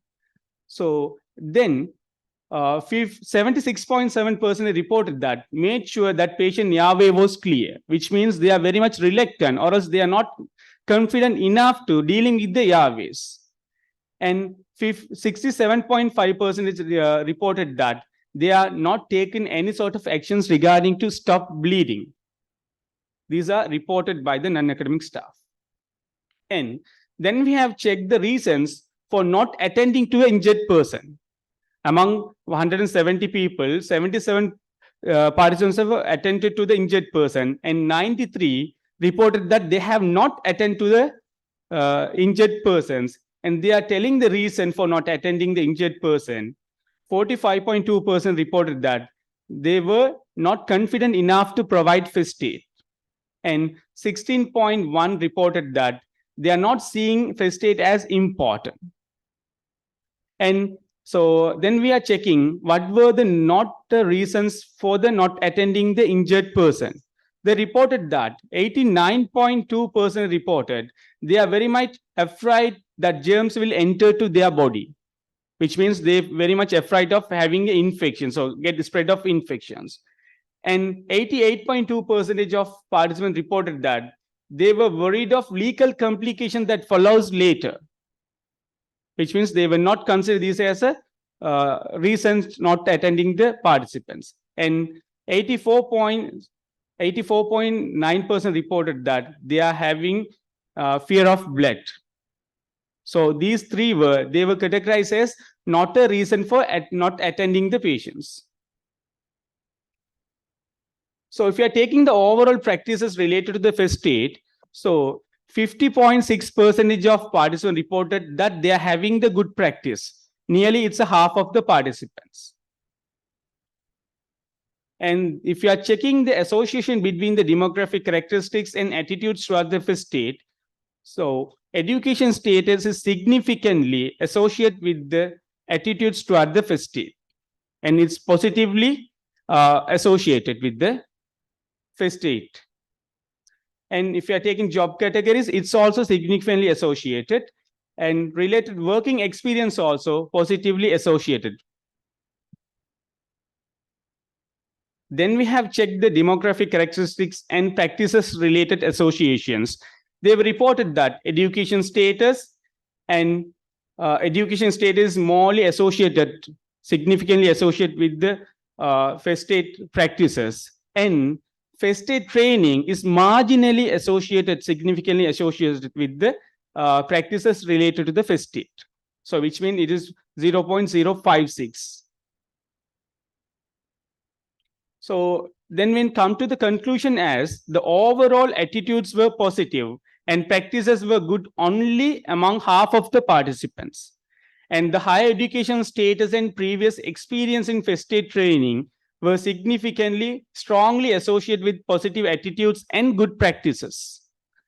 When planning awareness and training sessions to improve the attitudes and practices on first aid, inexperienced as well as the low education categories must be targeted, which means we have the data regarding what sort of mean score they are having, and we have to focus on those data and have to focus on the people who are having the lack of, so which means so negative attitudes, and we're having the sort of poor practices also have to be targeted here.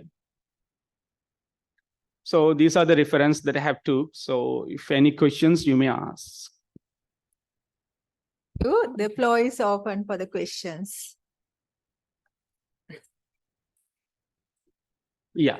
So we have expected to include all the non-academic staff members. Around we have 112 non-academic staff members in University of Jawadinapura, including the contract basis staff as well as temporary staff. So we have taken only the permanent staff.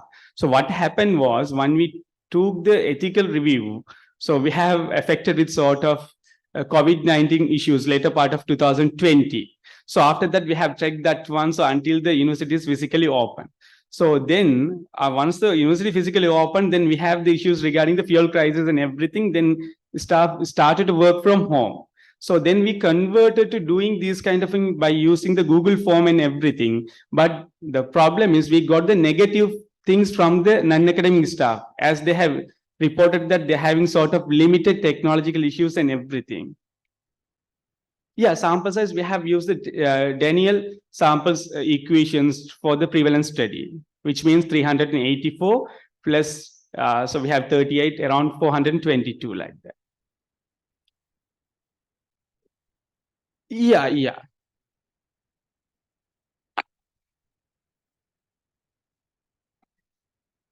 Thank you very much. Very interesting presentation. So can you please little bit explain about the attitudes? How did you assess the attitudes using the same questionnaire? No? Yes, madam. Yeah. What kind of questions were there? For example. Yeah.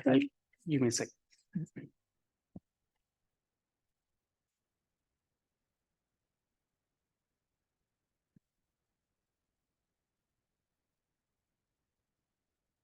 So attitudes, there are 14 statements that you have used in Likert scale that you have used. So normally, so sort of things, if I'm giving example, like I'm willing to stop and check the presence of injuries to provide first aid. Like that, we are giving the, so Likert scale, like strongly disagree to strongly agree, for which means they're having the 5 stages like that one. So like that, we have used the 14 statements. And so if someone telling the strongly agree, we are giving the 5 marks. So 14 to 5, around we have got the 70. So which means 14 to 70, which means the range. Then we have divided in the mean score, and we have take the to distinct margin. Like that we have done. Okay. Okay, so some related question from me. How you assess the practices? So practices, madam, we have given the 9 statement regarding things. If the person, only we have assessed the practice regarding the people who have attended the injured person. So normally we told that around among 170, 77 persons have attended to the person who have got injured. So then we have given the statement, I call the ambulance, I attend to the check the RV, like that one. The way they behave. Yeah, okay, madam. Good. Done on this topic in Sri Lanka, but how did you validate that questionnaire? Where did you get this? Or how it was validated? Can you explain it? Which means, so it's results, this kind of studies not done in Sri Lanka, particularly related to the non-academic staff. Otherwise, they have done it with the nursing student related, done school prefix like that one. So we have take that one also and have the related studies that we have used that one. How did you validate? Did you get it from the other studies, which was done on non-academic stuff? Like that, you got it? Or? So we have got it from the other studies, because which has not done in related to Sri Lanka. It has not done in here. So that's why we got extras and the content validity related things that we have done by using the expert opinion and everything. So phase and content, those things we have getting the expert opinion and previous, yeah. Any pilot study done on this before your research proper? Yeah, we have done with the pilot study by using around 15 non-academic stuff. Those were not included in these studies. Yeah, pre-testing with the pilot, yeah. So, now you can go for the last question of the session. Right. Thank you for this presentation. Okay. Firstly, I'm interested to find out why did you just focus on non-academic staff, and did you not want to do a comparison with academic staff? Yeah, Whether so there were okay. any differences? So which means here we focus on that ones, the people who are morely interact with the peoples around, let's say the field visit sort of things.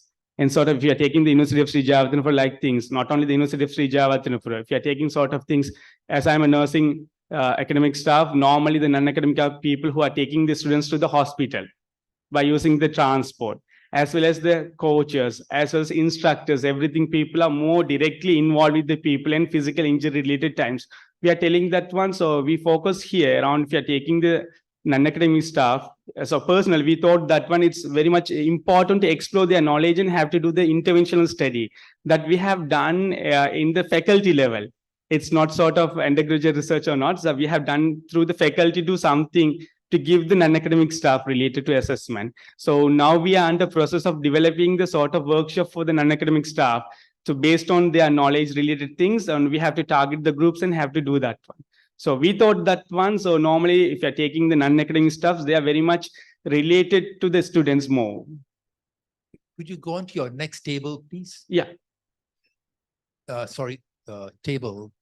Yes. So which one? So I'll start from first. The table as to why they did not do what were the fears they had. Okay, I'll go this. Now, here you explained earlier that 88.2% did not, were worried about legal complications. But on reading your chart, only 11. So it's 11.8% were worried about legal complications. 88.2 were so not. Here we are. Yeah, the top here is not a reason for not attending. It's not a not a reason. It's not reason for not attending, which means let's say if you are going to attend the people, so someone telling that, so it's a reason, that's why I'm not attending this one. Then we are checking what are the not recent things related. So here sorry. Can we have this one? No, sorry, I think you have to rethink how you presented, because the impression you gave was that 88.2% were worried about legal complications, and that's why they did not, they were not attending to an injured person. When the figures suggest the opposite. So yeah, the 89.2% were not worried as a problem for attending, like that. It's not a reason for not attending, like that. The too much not is there, so that's a bit confusion regarding that one. Right, thank you. Okay. Yeah. Yeah, so it may be further clear. Yeah, sorry, I agreed. Do you have anything? No, okay. Right. Okay. Thank you very much. Thank you very much for the important and very interactive session. So okay, thank you. Thank you very much for your suggestions also. Yeah. For our third presentation for this session, minimizing the patient transfer rate from emergency treatment unit of selected divisional hospitals to National Hospital Kandy in Central Province, Sri Lanka. Presenter is Dr. Veerasurya MN.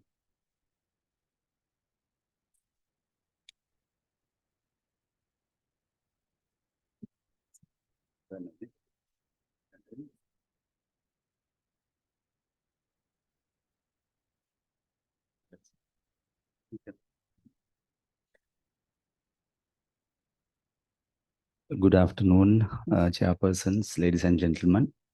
I'm Dr. Veerasurya, the Provincial Director, Central Province. The topic is minimizing the patient transfer rate of emergency treatment units in selected divisional hospital in Central Province.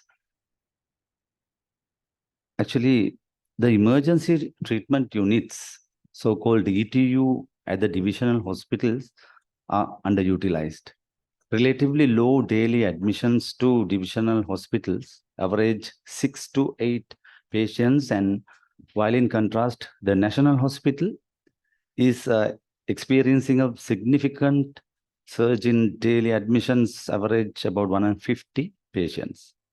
So increased number of patients transfer from divisional hospital to National Hospital is being observed, and this leads to the unnecessary expenditure of time financial resources, and human capital due to increased number of patients transfer from divisional hospital to the national hospital.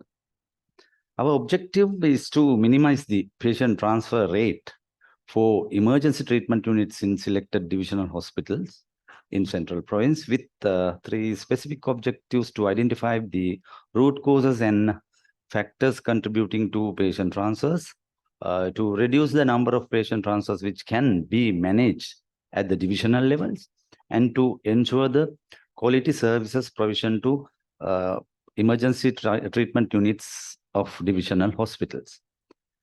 The methodology, actually, this is an interventional study which was carried out from January 2022 3 to August. In the pre-interventional phase, we have surveys, observations, feedbacks, interviews, focus group discussions. And the interventional period, we had trainings, capacity building workshops, clinical placements, continuous assessments, supervisions, and provisions of resources. So at the post-interventional, again, another 3 months, we got the feedbacks, observations, interviews, focus group discussions. The study area, now in Central Province, we do have 3 districts, Nuwara Matale and Kandy, where according to the new primary healthcare reforms, we have 10 clusters, where Kandy district, there are 5 clusters, which the focus or the big hospital around the main hospital. So in national hospital, that cluster, there are 33 institutions, 17 divisional hospitals, and 16 primary care institutions, which are so-called the smallest unit. But our study is confined only to the divisional type A hospitals in that cluster. There are 7 divisional hospitals you can see in the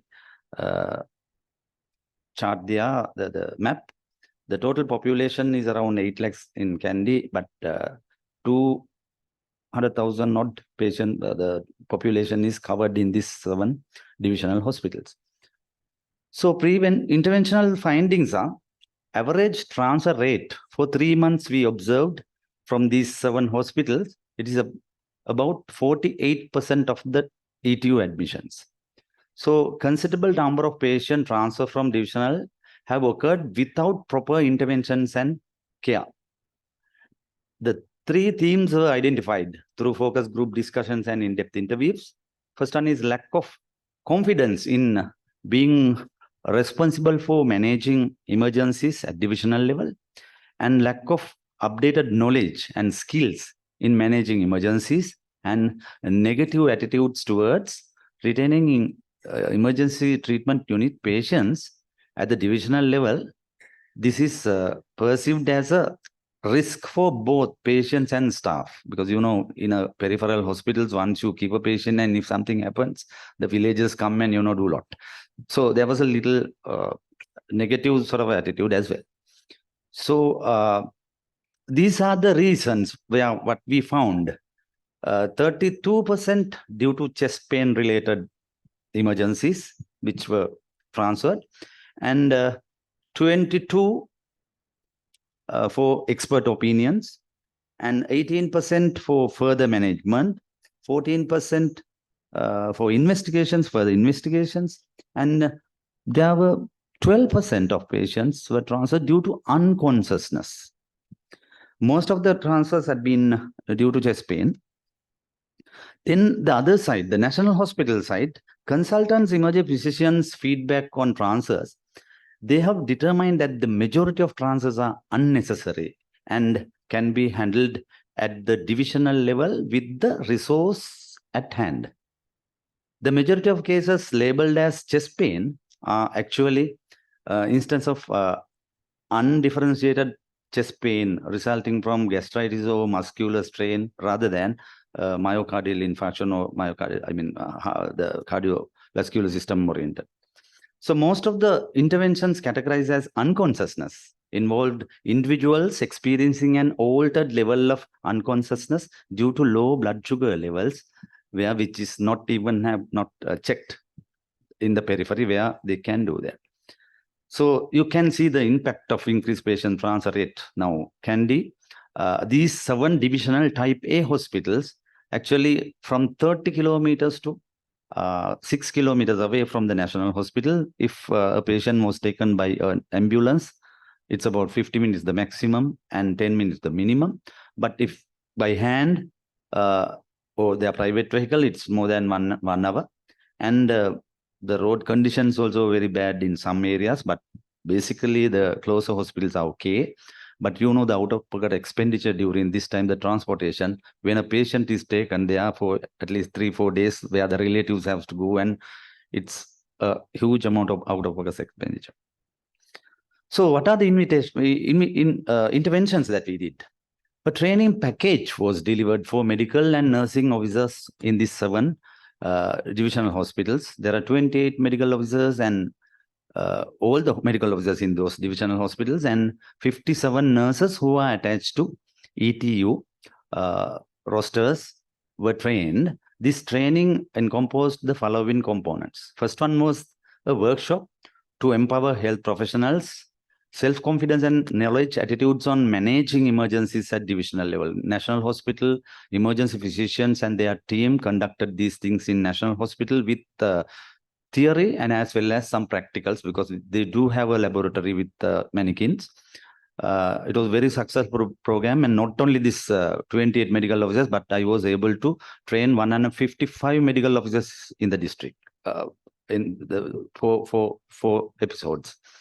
So then the next very important one is 36 hours, 9-hour, 4 days clinical placement at ETU National Hospital under direct supervision and guidance of consultant emergency physicians, where this team, the hospital team, the nurses and the doctor needs to go and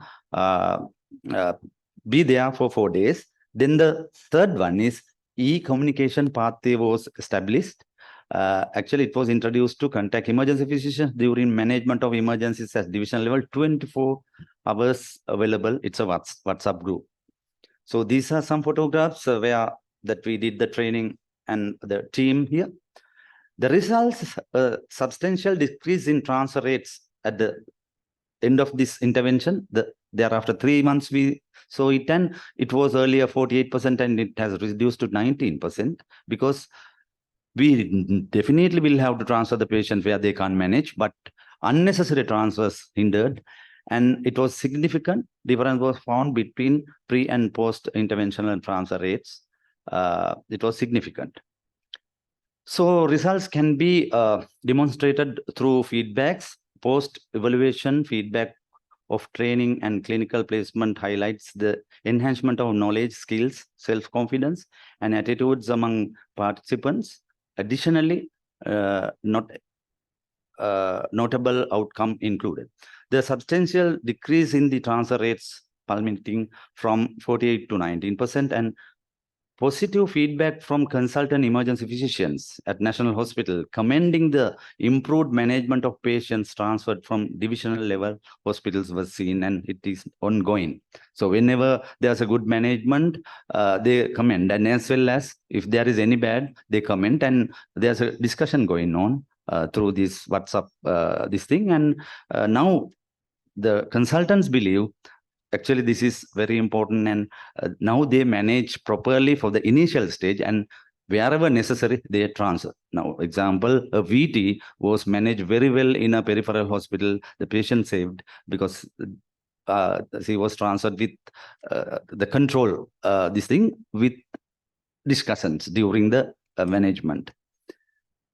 So suggestions and recommendations for further implications. Continuing professional development, CPD, training should be regularly conducted for healthcare professionals in order to keep their knowledge and skills up to date. A comprehensive approach is essential for the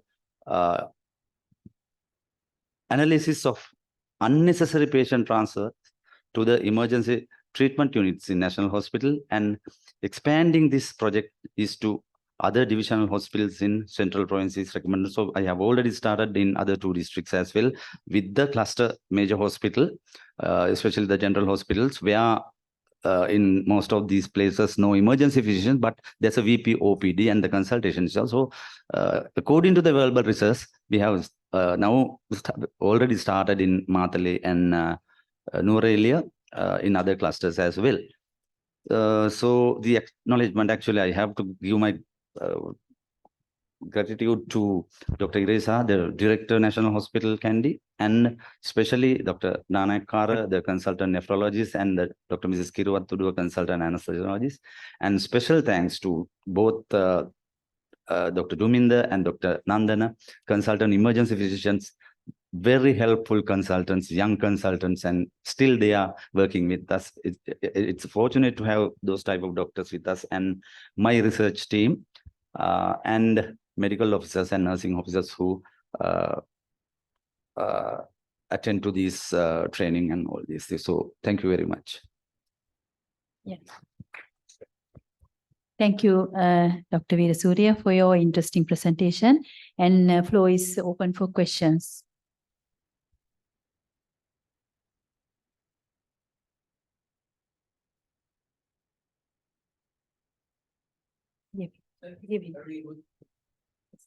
Thank you for the very good presentation.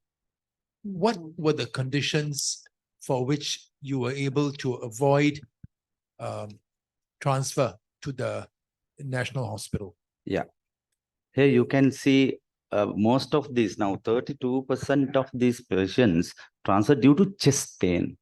So the majority are really not exactly myocardial origin. Most of them are gastritis, and we are getting an ECG itself. They can first initially differentiate that.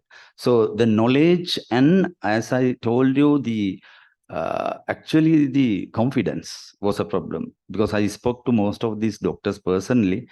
They worked in periphery for years and years. Sometimes, you know, I don't mind to say it here. I spoke to one doctor. I asked him, why didn't you even do a ECG? Then he says, doing the ECG, then thereafter I have to read it. This is true. So then I realized, then I spoke with, actually we initiated, that is how we started this with the consultants, and thereafter they learned, because they learned it and they forget it. Even I was sitting down there and I learned a lot, because even now as a doctor, though I am the provincial director, sometimes my office workers come with an ECG. I also can't remember. Then what I do actually genuinely, if I can't say, because there are, Q waves and, some little things we can't know. Of course, if there's a massive thing, we can. But likewise, even I sat there and I learned, there's not only theory, that's why I said comprehensive. So they were undergone a training and some, even how these intubations and all these mannequins, and they did that. And the most important thing is that clinical placement, where they get rid from the attitudes and, the sort of, once you get an emergency, you are not confident. But 4 days in Kandy ICU is, they almost all the emergencies are handled. So they, sort of, once you do, you have sort of confidence. So even we had 3 months analysis. I actually, here I don't have number wise, but especially this chest pain related things were gone down, and that unconscious, altered conscious, that's just what we have provided all the ETUs with the blood sugar meters, and there was a problem with strips where we had a 3 or 4 supervisions. I myself and consultants, we visited to these places. What really we wanted is to see, can we do it? We can do it. We can apply this to the country. Because the people's attitudes is, if you go to the closer hospital, they don't look, and it's better to go to the tertiary care. So tertiary care is now loaded, but all the divisional hospitals are underutilized. And another example, now I was born in a very remote hospital, Mathurata in Nuwara district, where those days about 60 deliveries per month, but 3 months no delivery now. Here it is about 3 deliveries. So that is that one thing is, yeah, true that we are not getting much children, but most of the, but all the base hospitals are congested because people are There are people you definitely have to go, but all the people are going. So something like that. But we need to have a confidence build up mechanism with the area people. So all these visits, we inform the DMO to get the whole development council that the health, they are all the hospitals are having the hospital development committees. So people were gathered and we had discussions with them. Yeah, Nihal, That's we are it. lagging behind the Sure. time. Thank you. I think Madam is having a question. Good afternoon. Thank you, Dr. Veeru Surya. I commend your research being a very busy provincial director for taking this up by yourself. Thank you. Very good. Congratulations. I have two questions, please. First, in your pre-intervention, was there a problem of having the required equipment, like to check blood sugar, do an ECG? Yes. Well, so that is one important area, I thought. Mhm. Yeah, we gathered all these informations, but there was no any very significant ones. Only two places we had a problem with this sugar strips where whenever we saw it during there are 3 months pre-intervention. So first we did the analysis and we had a round, and with the collaboration with this you call that regional medical supply division, we were able to give most of all the needed small equipments Thank you. and the necessities. One other question, what do you plan to sustain this achievement, or maybe go further and make it better? Do you have any plans for that? Yes, That's very yeah. important. One thing is need to have a continuous training, at least one training per quarter or something like that, because we had never had training like that. And the other one is to do the same in other 10. There are 9 clusters now, so the cluster hospitals are there. So we have the plan. Do you plan to monitor them in the next few months, like every month, to see how they are performing? Sure. Yes. Yeah, to catch up on anything that is going. Yeah. Lovely. Thank you very much. Thank you, madam. All the best. Yeah. Thank you, Nihal, for that interesting presentation. Thank you. So then we have come to the last presentation of this session, that is on home accidents among children, a retrospective study at Base Hospital Samanture. It will be presented by Dr. Asad MHM, the co-author Ashar MIM. Over to you, Dr. Asad.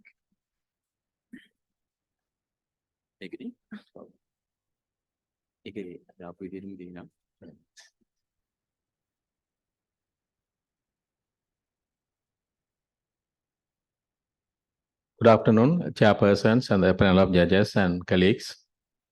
So after hearing provincial directors and tertiary care hospital presentation, I would like to present home accidents among children.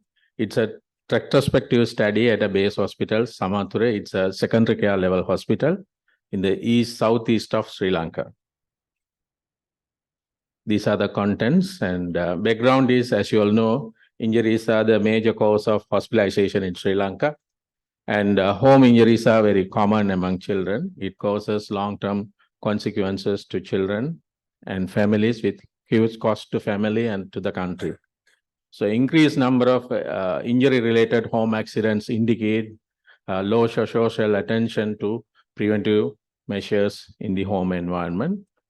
The objective is to describe and identify the unintentional home accidents and their effects among children aged 18 and less than 18 years admitted to the hospital.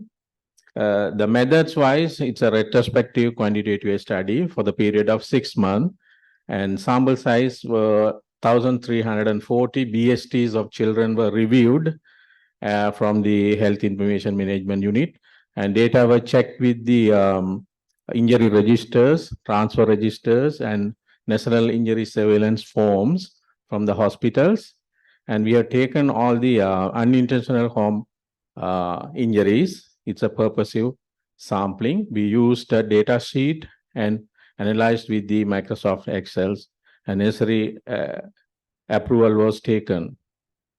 So all the injuries less than 18 years, total number were 3,819, which include other types of injuries and the places of injuries. I have taken only the unintentional home accidents. So these are the variables we reviewed from the bedhead tickets and other sources. So demographic mechanisms, the cause for the injuries and the type, that is the nature of injuries, affected body regions, the activities while sustaining the injuries and the outcome. The results were like 60% of the children were males, and male to female ratio was of the victims was 1.5:1. When it comes to the age distribution, so most of the injuries were 38% were occurring in 4 to 6 years, and cumulative injuries when it comes to the age groups less than 12 years, about 80%. Distribution of activities done at the time of injuries. Most of the injuries sustained during the leisure activities and sports activity at home, and followed by household work and the educational activities. This is the distribution of percentage of body region affected. Mostly upper and the lower limb were affected, 68%, out of which 39% of them had upper limb affected, followed by head and the chest and face and so on. Time of injury occurrence of the injuries, as obviously 90% of the injuries occurred 6 a.m. to 6 p.m., out of which the 12 to 6 p.m. is commonest time, like 58%. This is the leading mechanism, the cause for the unintentional home accidents, as that is 52% were falls, then sharp cut, hit by objective. Very interestingly, this animal bite percentage is very low in that region because of the number of pets they don't have due to cultural reasons when compared to other regional studies. These are types, nature of injuries sustained at home by percentage. So half of the injuries were very superficial injuries, and 35% were fractures, and 10% were head injuries. Now, when it comes to the superficial injuries, we don't know the data from the private hospitals and other sectors because of the superficial injuries are very common. So they might go to GPs or private sector to get treatment. The outcome of the injuries. Now, this is a very interesting slide.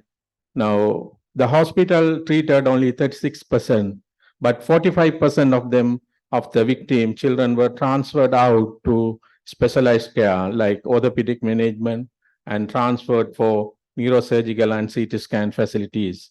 So 45% of them were transferred, only 36% were treated at our hospital. And also now the outcome during this period of study, like none of the deaths were reported. Conclusion and recommendation. This study revealed most accidents occur less than 12 years, predominantly due to falls, mostly in the daytime. Most of the injuries were superficial, but it highlights the importance of head injuries and orthopedic injuries. Significant number, that is 45%, were transferred out for CT scan, neurosurgical care, and orthopedic management. These specialized care are not available at the secondary level hospital. And recommendation is we need to set up accident and emergency unit with CT facilities at secondary care hospitals, and in the regional wise or provincial wise, there should be a A&E with CT facilities for children. And also we like to do the sensitization, making awareness for the community, parents, and guardians on first aid practices and pre-hospital services. And also there should be like national policy, there should be a regional injury policies, regional directorate of health services, and PDHS regional wise. There should be a strategic framework on primary prevention to identify to minimize the risk reduction of injuries, and also secondary prevention of pre-hospital care strategies. And also we need to ensure availability of home safety policies where we can utilize the services of public health midwives with a checklist, or we can empower them to do these activities. And also, since it is a limited study, we would like to do the further research on risk factors and association and the relationship, and also factor affecting emergency treatment is recommended. These are the references. And actually, we have done awareness program for the school children on home accident, children safety, and also for the parents as well after this study. Thank you very much. Okay, thank you very much. Now the floor is open for the questions.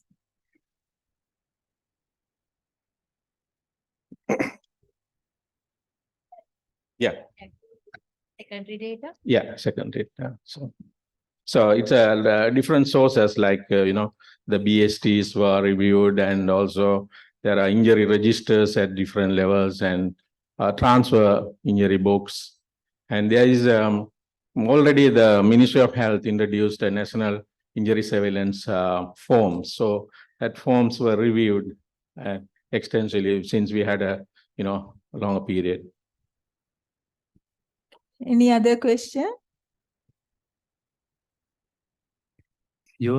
I saw your presentation. You didn't see any snake bites, so poisoning is not very common. Yeah, it's not very common. It was there very little percentage, about 2%. Because most of these the areas Unintentional, yes. So that intentional poisoning part comes under mental health, and All right. that I have studied only the unintentional part. And me With too, this also, there are 2% of poisoning cases. me too agree with you regarding the emergency care units and CT. That's right. Because when we analyze the cost analysis, transportation, more than Is a huge 25 cost. million per month for the CT transfer only. Yeah. So we have to have some sort of a strategy. I know it is difficult, it is very costly, but now it is the time to think in that way. Thank you. Thanks. Very good. Okay. You have any comment? Okay, so I think we can conclude this session. Right, thank you. Thank you very much for all your support. I would say thank you to all our presenters for their invaluable effort in presenting their presentations.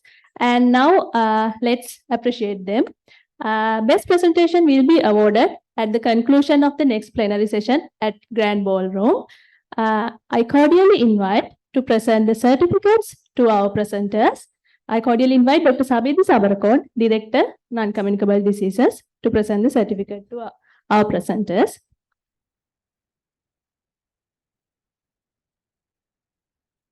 Fernando, CTM.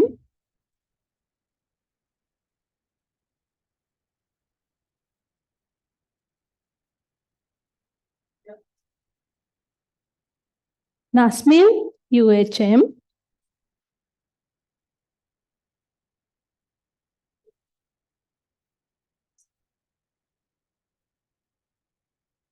Veerasurya, MN.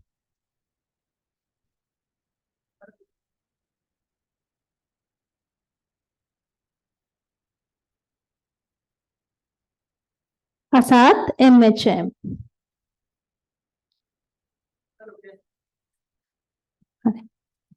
Now I would like to call Dr. Devani Ranavira to present the token of appreciations and certificates to our distinguished judges. Dr. Yamuna Ellavala, Consultant Community Physician, Directorate of Mental Health. Thank you, Madam, for your invaluable service.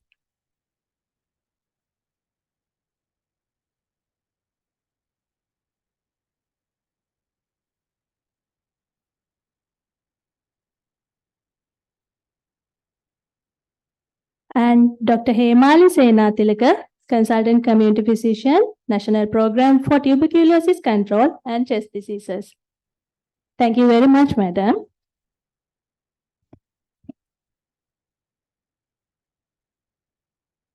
Now I would like to call our distinguished guest, Professor V. Anantaraman, for presentation of token of appreciation to our chairpersons. Dr. Samedhi Samarakon, Director, Non-Communicable Diseases.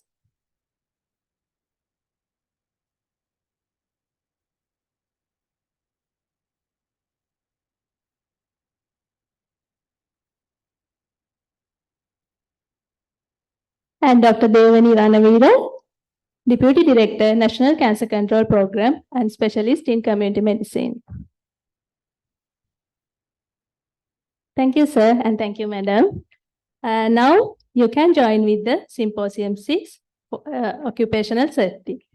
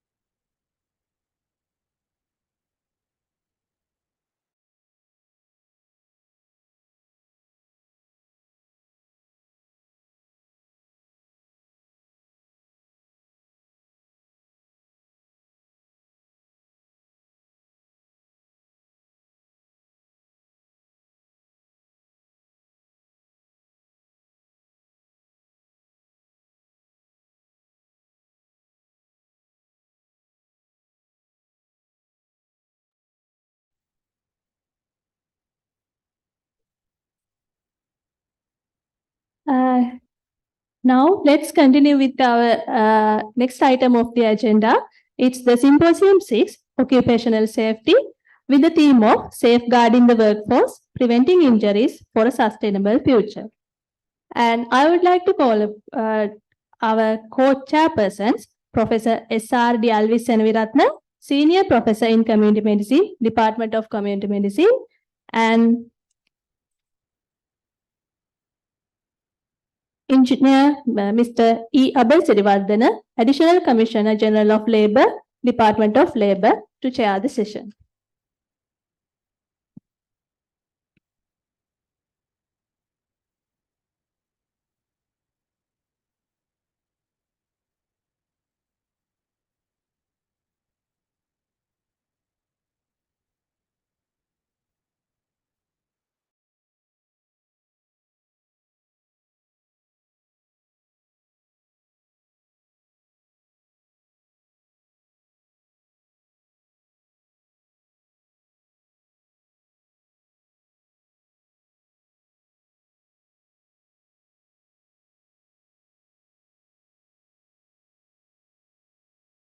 We warmly welcome all of you to Symposium 6 on safeguarding the workforce, preventing injuries for a sustainable future. We have 3 speakers. Could I please invite them to come up? They could either come and sit with us or please come and sit in the first row. We have Dr. Dulani Samaranayaka. Then we have Mr. Nirosh Koskaha Kumbura. Yeah. And we have Dr. Champika Amarasinghe. So you prefer to sit there? That's fine. All right. Okay. This is a very important session. And because simply the workforce drive the engine of economy, and therefore to look after them and ensure their safety and health is of prime importance of everyone. So I'm, of course, with my co-chair, very happy that we have been invited because I have a lot of interest in this topic over years. And I thank the organizers on behalf of both of us for inviting us to chair this session. In the workforce, both formal and informal greatly contribute to development, economy development, and especially with the downturn that we observe now in the economy, productivity and what we get out of the workplace is crucial. It's not only the health and of the workforce, but something beyond that as well. So the importance of ensuring their health, well-being, and protecting them from injuries, accidents is of prime importance, because that would reduce productivity in the workplace. It will cost much to the country in loss of economy. It will cost to the company. It also has a lot of social cost to the people. The person who was injured, the family, and also let us not forget the healthcare system. So there are lots of repercussions, and it's well worth spending time, effort, money, and our commitment to on this area of on this subject matter. Right, okay. Chandrika, may I invite you to come forward, please? Right, so without much ado, let us invite the first speaker today. And that is Dr. Dulani Samaranayaka. She is a senior lecturer in the Department of Community Medicine, Faculty of Medicine, Colombo University, a dear colleague of mine in Colombo. She will speak to us on injuries among health workers and climate change. Shouldn't we care for the carers? I'm not at all sure what the timing is. We have 1 hour for this session. We are behind time. How many? 10 minutes? 15 minutes for the session and 15 minutes at the end for the discussion. So there is a countdown, Tulani, just right in front of you. Let us try and as much as possible and keep to time. Over to you, please.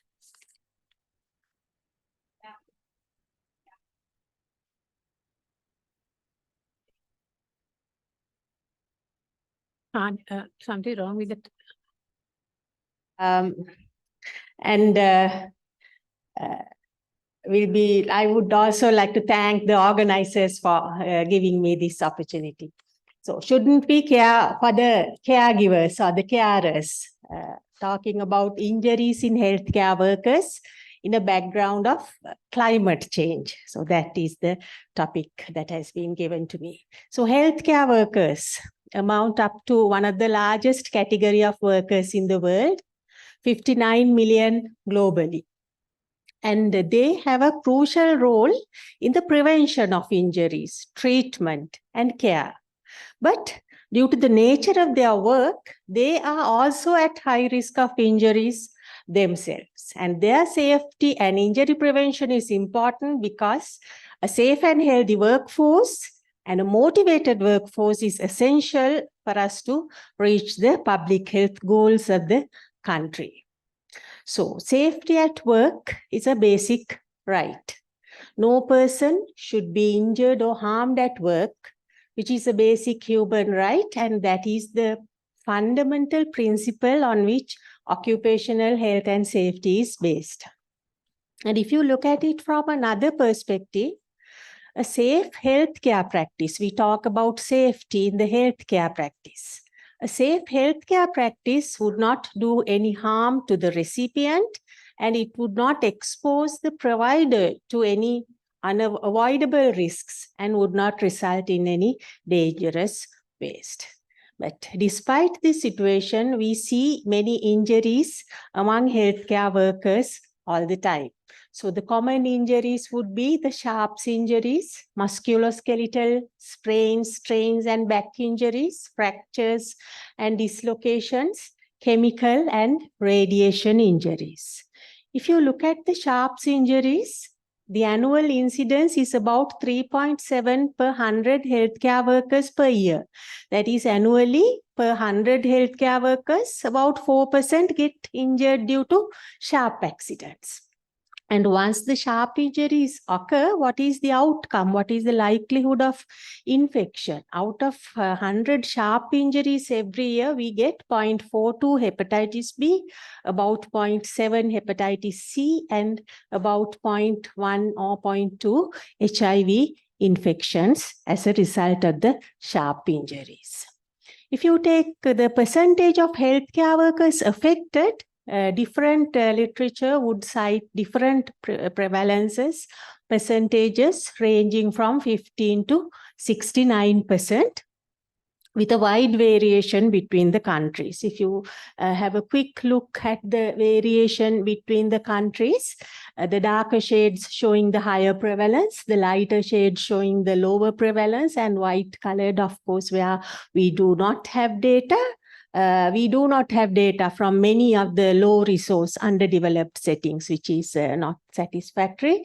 But if you look at it, you can see the injury prevalence is much less in where it is developed, more high resource, and where the health system is doing well.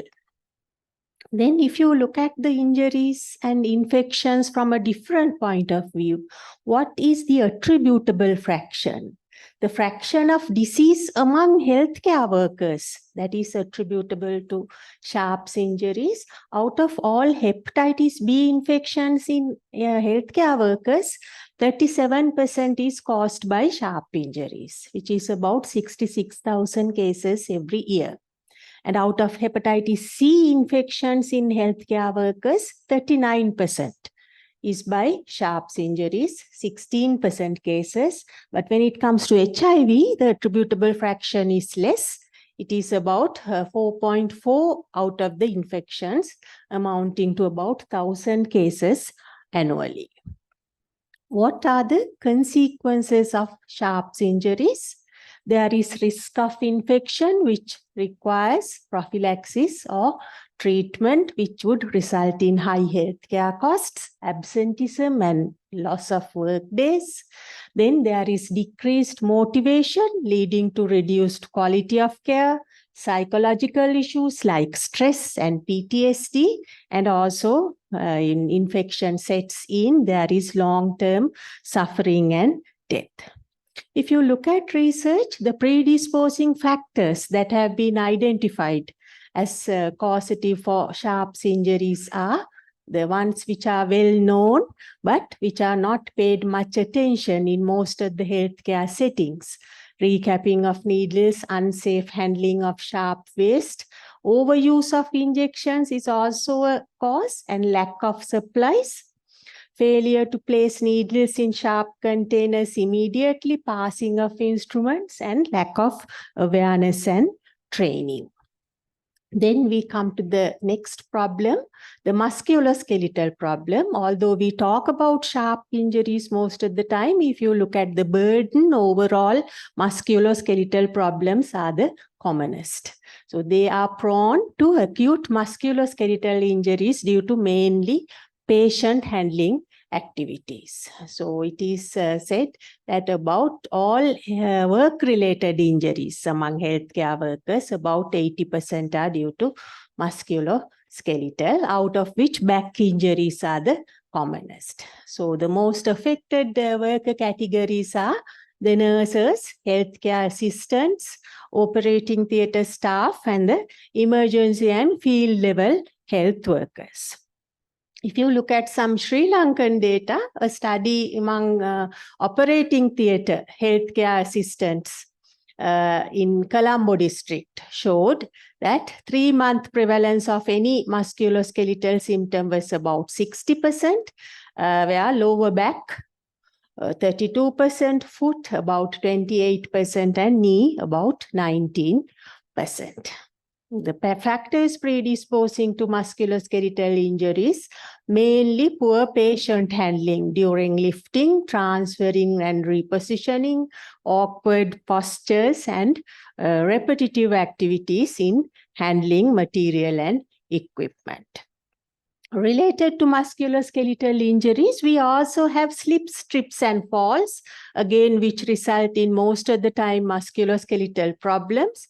This leads to a lot of loss of work days, about 38 loss of work days per year for 10,000 healthcare workers. And the types of injuries are the sprains, dislocations, and fractures, and affects the indoor workers as well as the field workers and emergency workers equally.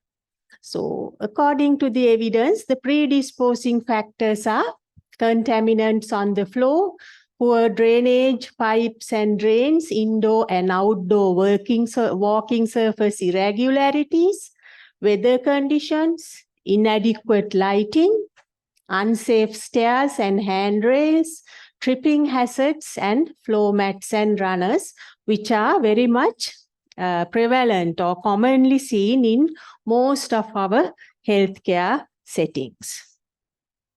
Other than these factors, there are certain characteristics of the healthcare work itself which predisposes the workers to injuries. Heavy workload, time pressure, having to work at a very rapid pace, and understaffing is affecting almost all healthcare settings, and lack of support between workers, adverse weather conditions, and emergencies are some of them. So then we come to the second part of this presentation. How does this relate to climate change, or what is the impact of climate change on healthcare workers' health and safety? Climate change. So this is the most critical threat to human existence in the 21st century, and it's expected to create unprecedented environmental, health, and economic challenges. If you look at the causes and effects, we know the causes: the rapid industrialization, energy use, agriculture, deforestation, consumerism, livestock transport, pollution. So all these have resulted in the rise in greenhouse gases in the surrounding environment, and the rising of temperatures and sea levels, change in weather patterns, land degradation, and loss of wildlife and biodiversity is setting in. So what would be the social and livelihood impact of climate change? We are going to have more displaced people, more poverty, more loss of livelihood, hunger and malnutrition, and also increased risk of diseases and global food and water shortages. So all these impacts are going to narrow down onto the burden on the health system. So with the increase in natural disasters and emergencies, the health system is going to get overburdened. And we all saw the effects of emerging infections and re-emerging infections in the recent past. Then along with agricultural loss, food crisis, and malnutrition, we are going to expect even more workload in the healthcare settings. And disasters are going to cause human migration and displacement, and community conflicts are also going to set in this background. So all of these are expected to burden the health system. So what would be the effects on the healthcare workers? Field level healthcare workers are going to be affected by extreme weather and disaster conditions more than any other workers. And emergency workers are going to be placed at high risk of more and more traumatic exposures and injury. And the workload overall is going to be increased due to the emerging health threats, the infections and the other increase in injuries and other burden of disease. The pace of work is going to be rising due to the emergency situations. And due to the overall disaster situations, understaffing is also going to worsen. So overall, the effects on health workers would be a reduced safety and health situation, and also increased injury and illness among the healthcare workers. So what should be our coping strategies? We need to build up or strengthen climate resilient health systems. WHO defines a climate resilient health system as a health system that is capable to anticipate and respond and cope with and adapt to the climate change related shocks and stress. So we are going to get more and more climate related shocks and stress in the years to come. Our health system should be strong enough to cope up with these stresses and continue to provide for the population health in a sustainable manner. So just to recap on the key strategies that we need to focus on, we need a national health and climate change adaptation plan focusing on health system. How would the health system going to adapt to climate change? Right now we are talking about climate change and adaptation, and we need to focus on health. And then developing plans for essential services and infrastructure during climate change crisis, and also assess the vulnerabilities and capacities of the health system. And we need stronger surveillance of climate sensitive diseases and to enhance the capacity of the health workforce. So coming to the health workforce, we need to strengthen, or there is a lot to do when it comes to the health workforce. We need comprehensive health and safety programs for the healthcare workers, which is something we lack in most of our settings. So we do not have health and safety policies for most of the healthcare institutions. We need health and safety policies for our healthcare workers. There should be training and education. When you're placed at a job at a healthcare institution, there should be training, proper training and education on maintaining own safety and injury prevention. We do not give this in most of our pre-training curricula also at the moment. And then we need a better injury surveillance system for the healthcare workers and ergonomic assessments and solutions in healthcare settings, and also programs to enhance the physical fitness of the health workforce and incorporate inputs on climate change and its challenges to the training curricula. So with that, I will bring this presentation to an end. We need to care for the carers, so that it should be a priority. Thank you. Thank you very much, Dr. Dulani Samuel-Anka, present the good presentation on among the health workers' injuries. And I cordially invite for the next presenter, Mr. Nirosh Pongakumura, and he is also very senior OSH professionals and qualified from the Masters in Occupational Safety, and also now he's working in the Deputy General Manager Occupational Safety in the construction company in the Port City area, China Harbour Corporation. And also he's talked about the safe and productive workplaces, the role of human factor and the ergonomics in designing the workspaces and processes. I call it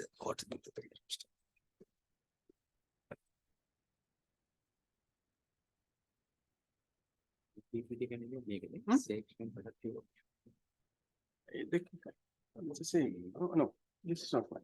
No, not this one. This is the one we got at the last one. The last one is it a PDF one? No? Yeah. Yeah. We'll see if anything.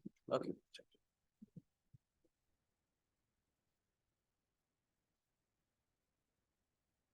The problem. So, first of all, thank you very much. I would like to say thank you very much for your organizing committee, as well as other ladies and gentlemen all. Before I start this presentation, just I want to mention something about these topics as well as content. In here, I have divided into a few sections regarding this topic. First topic is basic refreshment, as well as some kind of a introduction on ergonomics, as well as some kind of other elements on ergonomics factors and all. The second part would be the practical implementation with the ergonomics setups, as well as workplace setups and the processes. The third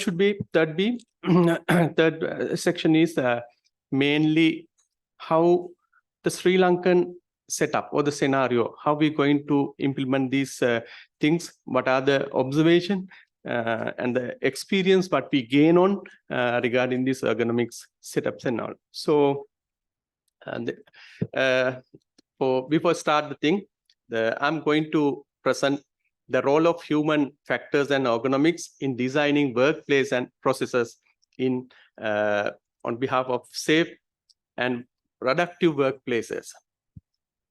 So first, just I want to explain something. This is not the correct one. Yeah. Sorry for interruption. Yeah. Just open it up. There were two. Yeah. This With today date. This one. Yeah. Right.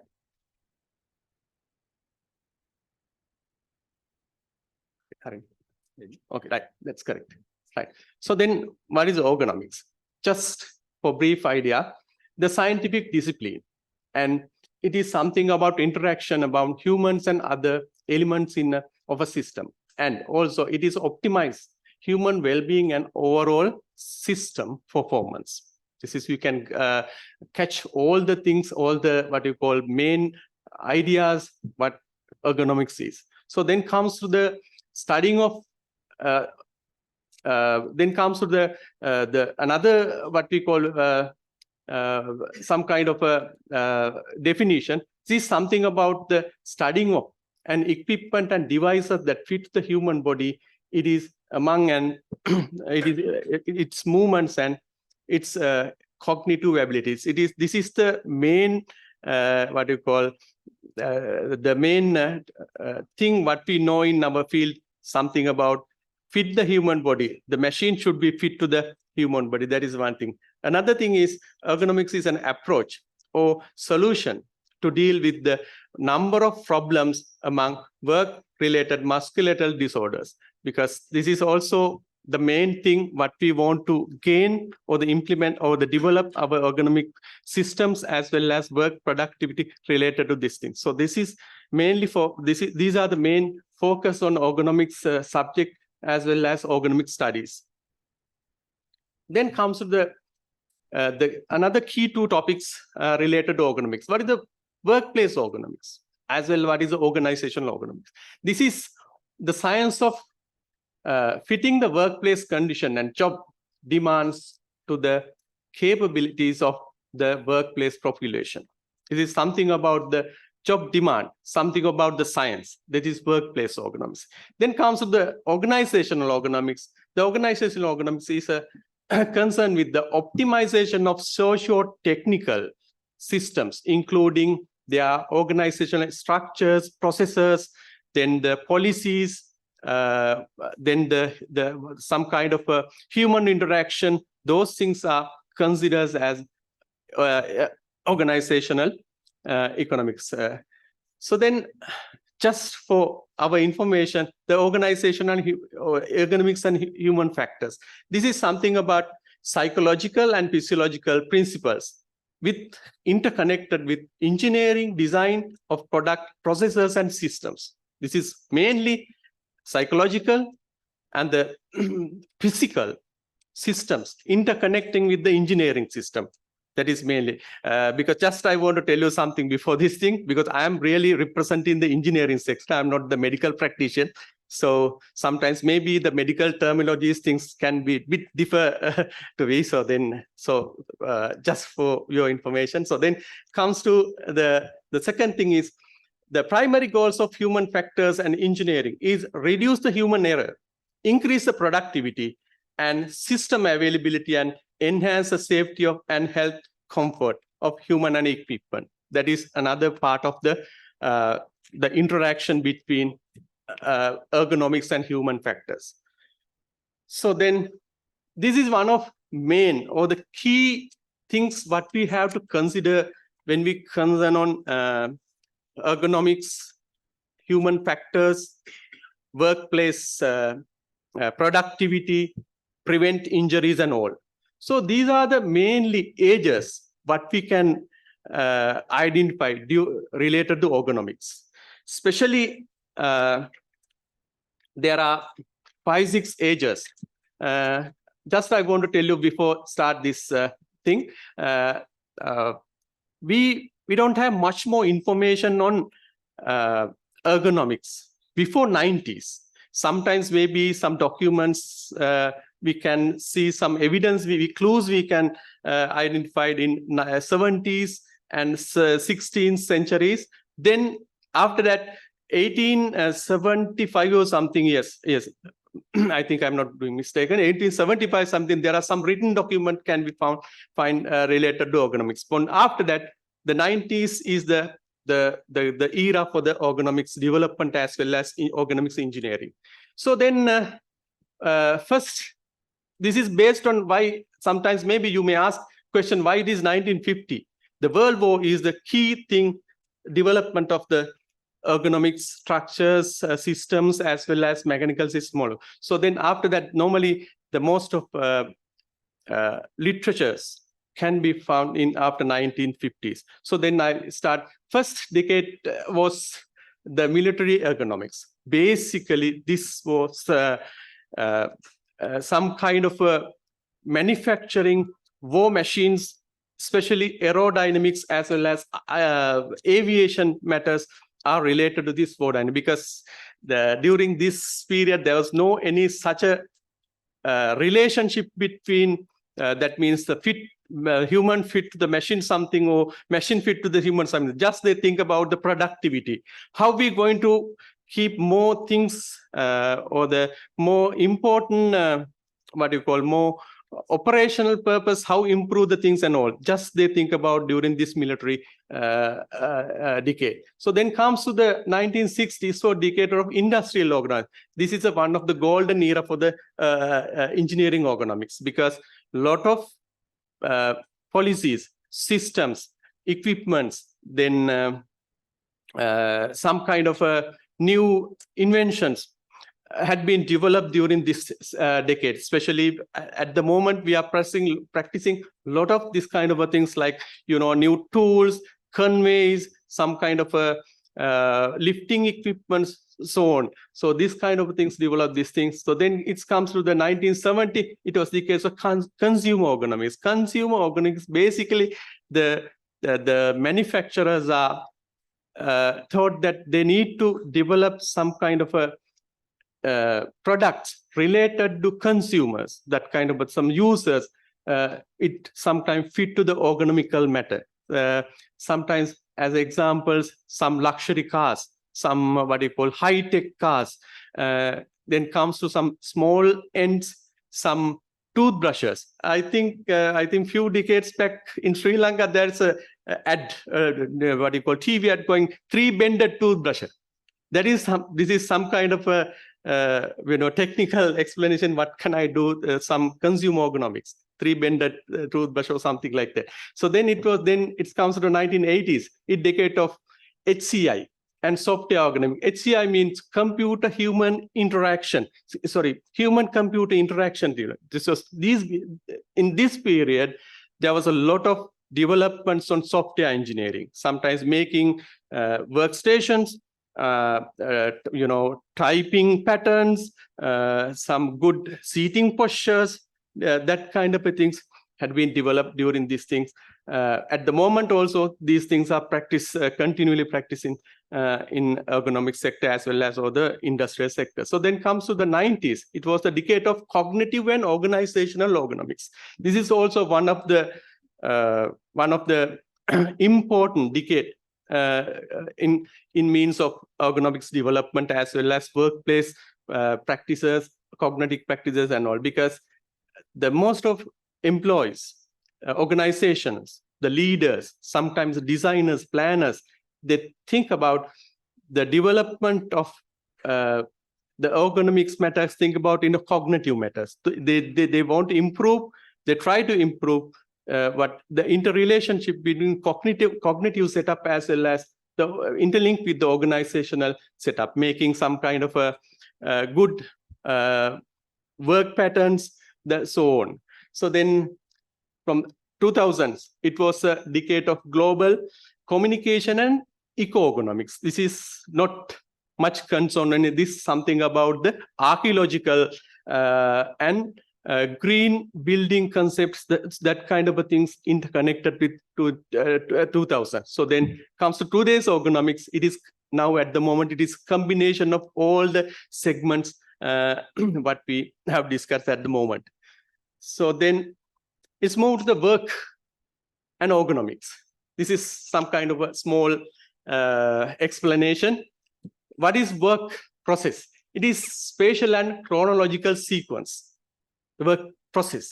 Then comes to the, it is fit to user, materials, energy, information, that kind of a things. It's some kind of a interaction between those things. Then comes to the workplace. It is a location where people perform the task.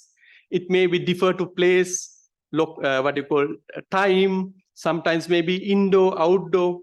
Those things are considered what we talk about workplace. So then this is something about human factors and ergonomics. This is another more main key topic what we are going to discuss what you call in future or the in this thing. So then the classification of ergonomic injury, basically according to the documentation as well as according to the practitioner, there are two types of ergonomic injuries can be seen in our setups, especially the work-related musculoskeletal disorders or the cumulative trauma disorders, WMSDs and as well as CTDs.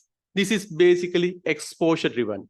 The injury to soft tissues caused by the prolonged exposure, multiple dynamic risk factors. That is basically what I can say related to this work-related musculoskeletal disorders. Then it comes strain and sprain. This is event-driven. Basically, it is event-driven. Then it's called, normally it's injury to connective tissues caused by single forceful event. That means maybe basically lifting a heavy object in awkward posture or maybe pushing something in awkward posture, something like that. So then this is the main thing what we are going to start our discussion or the discussion related. This is with mainly human factors and ergonomics based on risk factors. So according to this thing, there are several risk factors can be identified in our workplaces or something like. Sometimes maybe according to the documentation, sometimes maybe according to the country to country, these risk factors may differ a little bit. Some says there are 7, some says 10, something like that. But it commonly we can use these things: static loading, repetition, force, contact stress, awkward postures, as well as vibration. This is mainly interconnect with the time and the task. That is the key of to what you call key or the driven force of this ergonomic risk factors. So then this is bit explanation or the what you call pictorial explanation of the ergonomic risk factor prevention part. This is basically they are here, the ergonomic risk factors are available, then it is caused by force, repetition, so on. Then it is another part is there individual risk factors. Select. Sorry. So individual risk factors. It is mainly poor work practices, poor health guidance, then comes to the poor recognition of health warning zone. So then once we come to this pen, then we have the controls, then we have to eliminate the ergonomic controls as well as individual controls, then automatically we can prevent the work-related musculoskeletal disorders. Then it is the final result will be the safe, productive workplace. So from here onwards, I will just explain with my experience as well as some kind of a pictorial explanation on ergonomics best practices. First, I will take awkward postures as this. So then when awkward postures present, we can do what you call work near elbow height. That is, you know, as a medical practitioner, this is the main thing we can do. Avoid bending, excessive bending, so on. So then avoid overhead reaching and kneeing when possible. So then for prevent awkward postures where awkward postures are unavailable, change tasks, stretch, take short breaks frequently. That is main, we can do something. Then redesign the work. That is comes to the, this is mainly the first 3 or 4, it is mainly think about the base related on the humans. Then it comes to the down, the items mainly below, mainly connected with the engineering design as well as some kind of human factors. The redesign the work. Sorry. Just a minute, just to remind you of the time. Okay, go ahead. Just Yes. So maybe this 3 is minutes the more. main thing, and we can redesign the work, furniture, equipment, those things we can do. So, right. So when it comes to the human factors and organism, to minimize the force, use mechanical assistant and full push. Then when person lift is appropriate rather than single, use 2 person. Then use correct tools and power tools for the task. Use proper lifting equipment when lifting. Change the storage system in proper lifting and job rotation. These are the key factors what we have to consider during minimize the force. Especially in the Sri Lankan context, this what you call the storing system is one of the key factors in some production organization as well construction. So when it comes to the factors and minimize the repetition, we can do, especially this is a psychologically and mentally interrelated matter. So then it is reduce stress, then errors as well as low attention. So for that, for the prevention, use power tools when available, change the task, stretch, take break for repetitive from repetitive tasks. So then follow job rotation principles where applicable, and then contact work plans, correct work plans. Also the key thing what we want to. So then comes to the the other one, next one, static loading. This is something about the prolonged awkward postures. For we are kneeing, sometimes maybe we are pulling something. There are a lot of awkward or the static load generated work can be done during our happen during our workstation. The below pictures, basically I'm not going to tell you one by one everything. There's the picture shown in the below. This is the Sri Lankan context what I have taken during some studies and all. So then this comes to the contact stress. These are the things what we can do. Use the inline tools, pistol grip, then the piers and comparison tools, then avoid handrails, handles, and that end the pain of them, and avoid the handles that end up the plumb and end plumb, then avoid the pressure on knees and all. Excuse so me. those. Your time Sorry? is over. Your time is over. Okay. Time is beyond that. That's all. Anything, because I have to. We can take it up and discuss. Okay, right. We'll do it like that. Yes. Thank you very much, Mr. Niraj. Your good presentation. And also, I call you next, invite the next presenter, Dr. Champika Amarasinghe. Managing injuries in the informal economy, and how successful are we and the way forward. Dr. Champika Amarasinghe is a specialist in community medicine and occupational physician. She's also is a Director General of the NIOSH, Occupational Safety and Health Institute, and is doing the training and is the capacity building programs in the Sri Lanka, especially focusing on the OSH. Madam Chairperson and Vice Chair, all my colleagues, and the participants. So first of all, thank you very much once again giving me the opportunity just to share some experiences in this eminent forum. And I will not take a long time because we are lagging behind. And okay, talking about the informal economy, we are like, this is what I thought of talking, like impact of the multiple crises of Sri Lanka and how micro, small and medium industries were suffered. And there's we all have a problem because there's no reporting system for the informal economy, whereas it's really a problem. The existing legislation and upcoming updates about it, and the National Occupational Safety and Health Policy, where we are going to extend it up to the informal sector.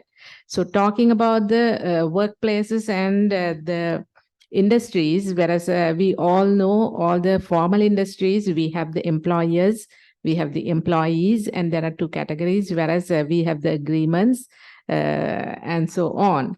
But when you come to the informal economy, actually there are no employers. All of them, we can consider them as employers, or they are like there's no formal agreements between employers and employees. So because of that, these informal economy does not have much of access to the support or service providers, and they are much like although they do provide lots of services to the country, there is a big vacuum on that. And I think we, as all service providers, we have problems how to access them and how to get the proper information from them.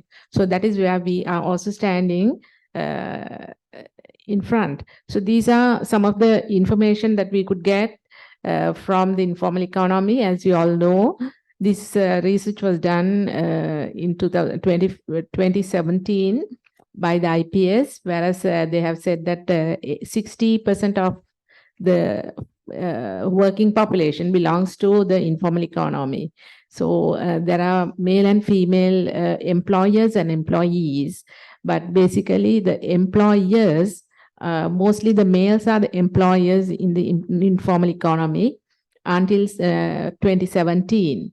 And there was another research which is done by the IPS soon after the COVID-19 pandemic and the multiple crises occurred in the country.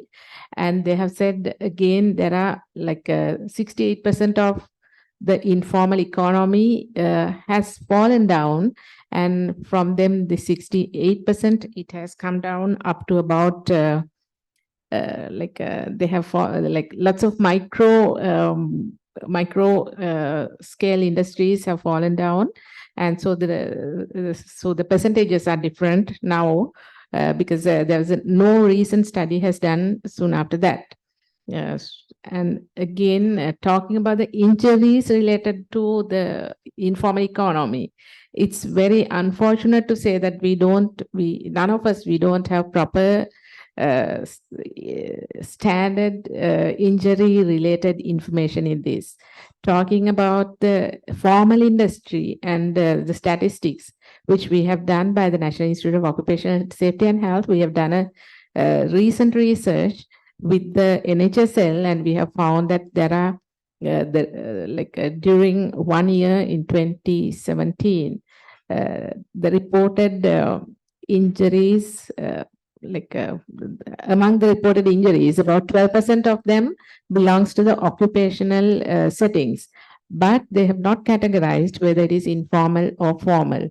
So that was the only place we could get proper, at least some kind of information with regard to the occupational injuries. But that is also not much informative when you come to the informal economy injuries. So reasons for that is actually when we were doing a research, what we found was there's no proper documenting system in this informal economy.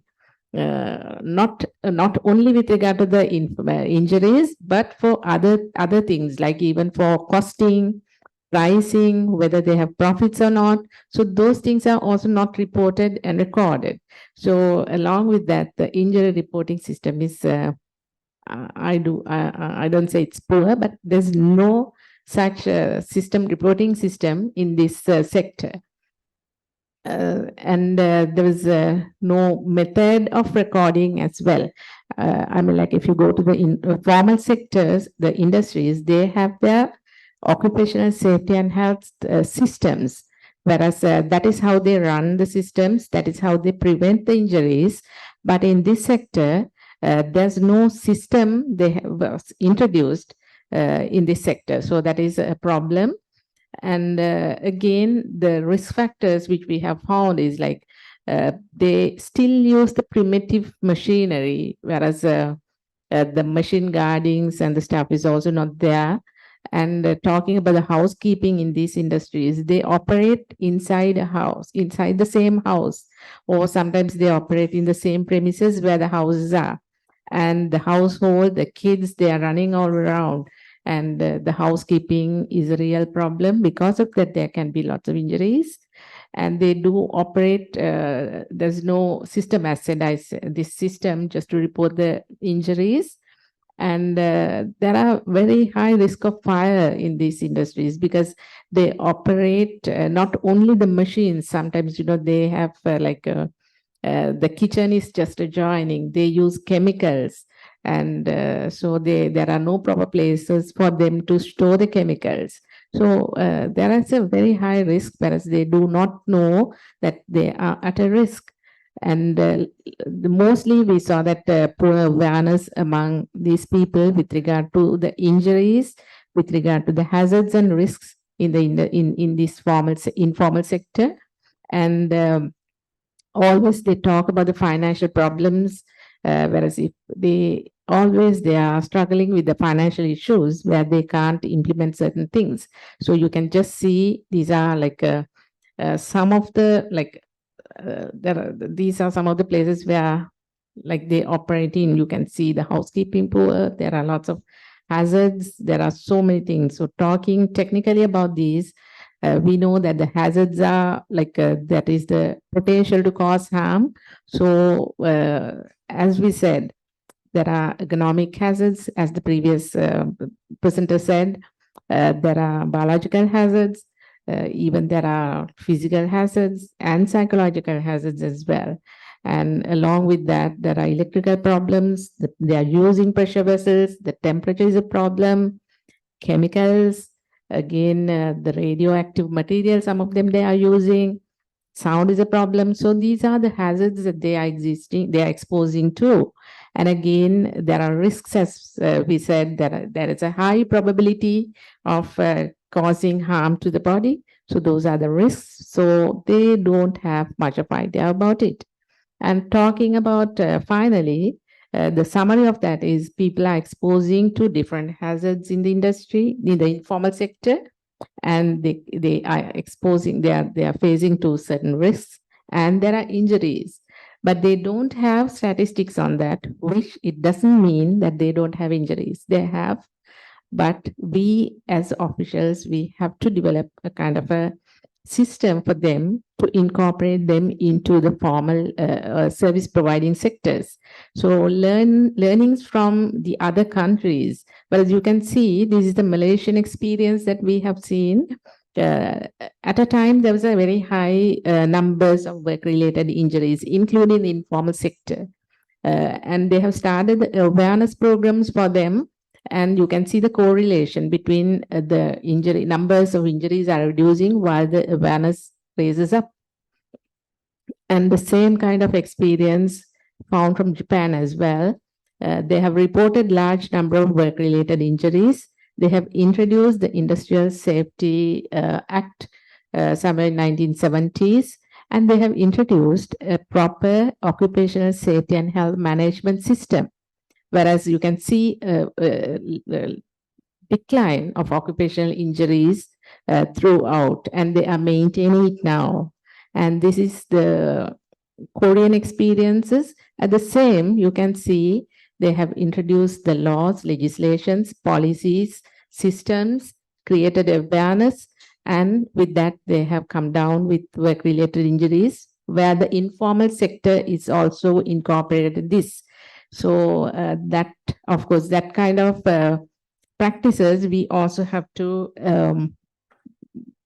implement. So talking about the way forward, as I said, there is a big gap in this sector with regard to the work-related injuries. Not only that they have we don't have much of idea about the hazards that they are exposing to, and the risks and the methods to prevent these things.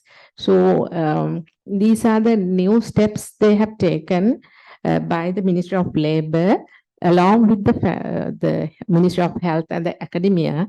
And Professor knows that we have few meetings, and we are just going forward with a new legislation in like it's going to be the labor legislation where it will be a one formal act is coming, and occupational safety and health has a special chapter on that, whereas the informal sector and even the domestic workers will be covered by that. So that is one of the key points that we've got to talk here. And again, when talking about the occupational safety and health policies, as Dulani said, we have a national policy where the health ministry co-chaired, and current it was approved in 2014. But now it's timely to revise this because there were lots of like changes came up with that. So we have a committee, whereas we are revising the policy, and then the industry informal sector also will be covered by this. So there will be a special concern with regard to the informal economy and how we are going to deal with them. And so these are the way forward in the policy level, whereas we are thinking that we can do. So with that note, thank you very much for all of you all, and I'll conclude my speech. Thank you very much, Dr. Sampika Amarasinghe. We've had three very important key areas presented by three eminent speakers. The topics and what was presented is now open for discussion, for comments or suggestions. Over to you.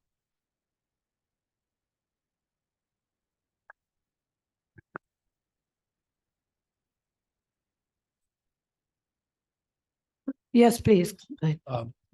Thank you. In the discussion, there was also something about occupational injuries amongst healthcare workers. That's Dr. Dulani Samaranayake. Is there within She's Sri here. Lanka any large hospital that has an occupational medicine department that addresses occupational health practices amongst healthcare workers, especially?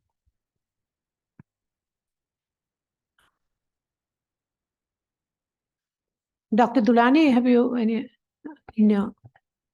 Yes, I don't think we have, no, we don't have. Even our largest hospital, National Hospital, we do not have occupational health and safety division or a department which deals with workers' health and safety. That is something that we need to develop.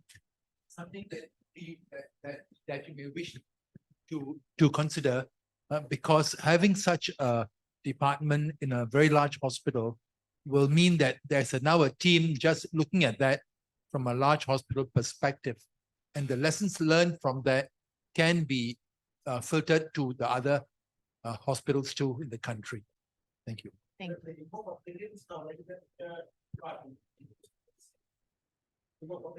you. MO Public Health. And also, yes, yes, occupational health and safety is supposed to be covered by the MO Public Health. It depends on to what extent it happens, depends on the, I think, the personal interest of the officer.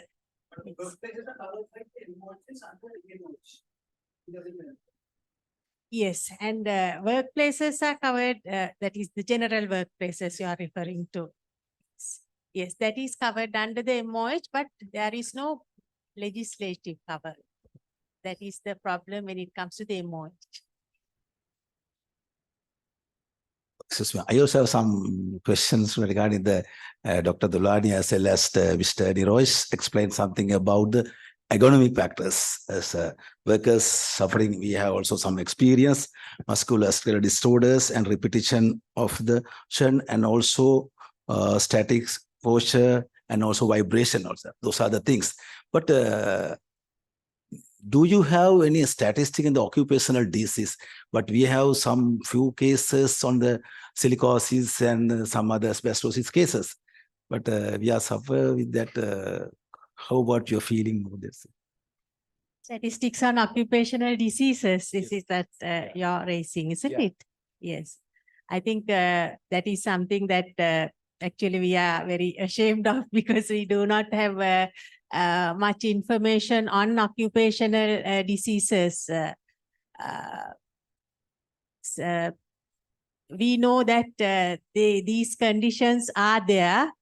If you look at the annual health bulletin data, we don't get that much of a breakdown like silicosis or pneumoconiosis type of disease. That much breakdown is not seen in data. But if you analyze it further, you can see that these conditions are there, are being diagnosed, but there is no proper system for occupational diseases to be reported as occupational. There is a system, but it is not complied with. That is the problem.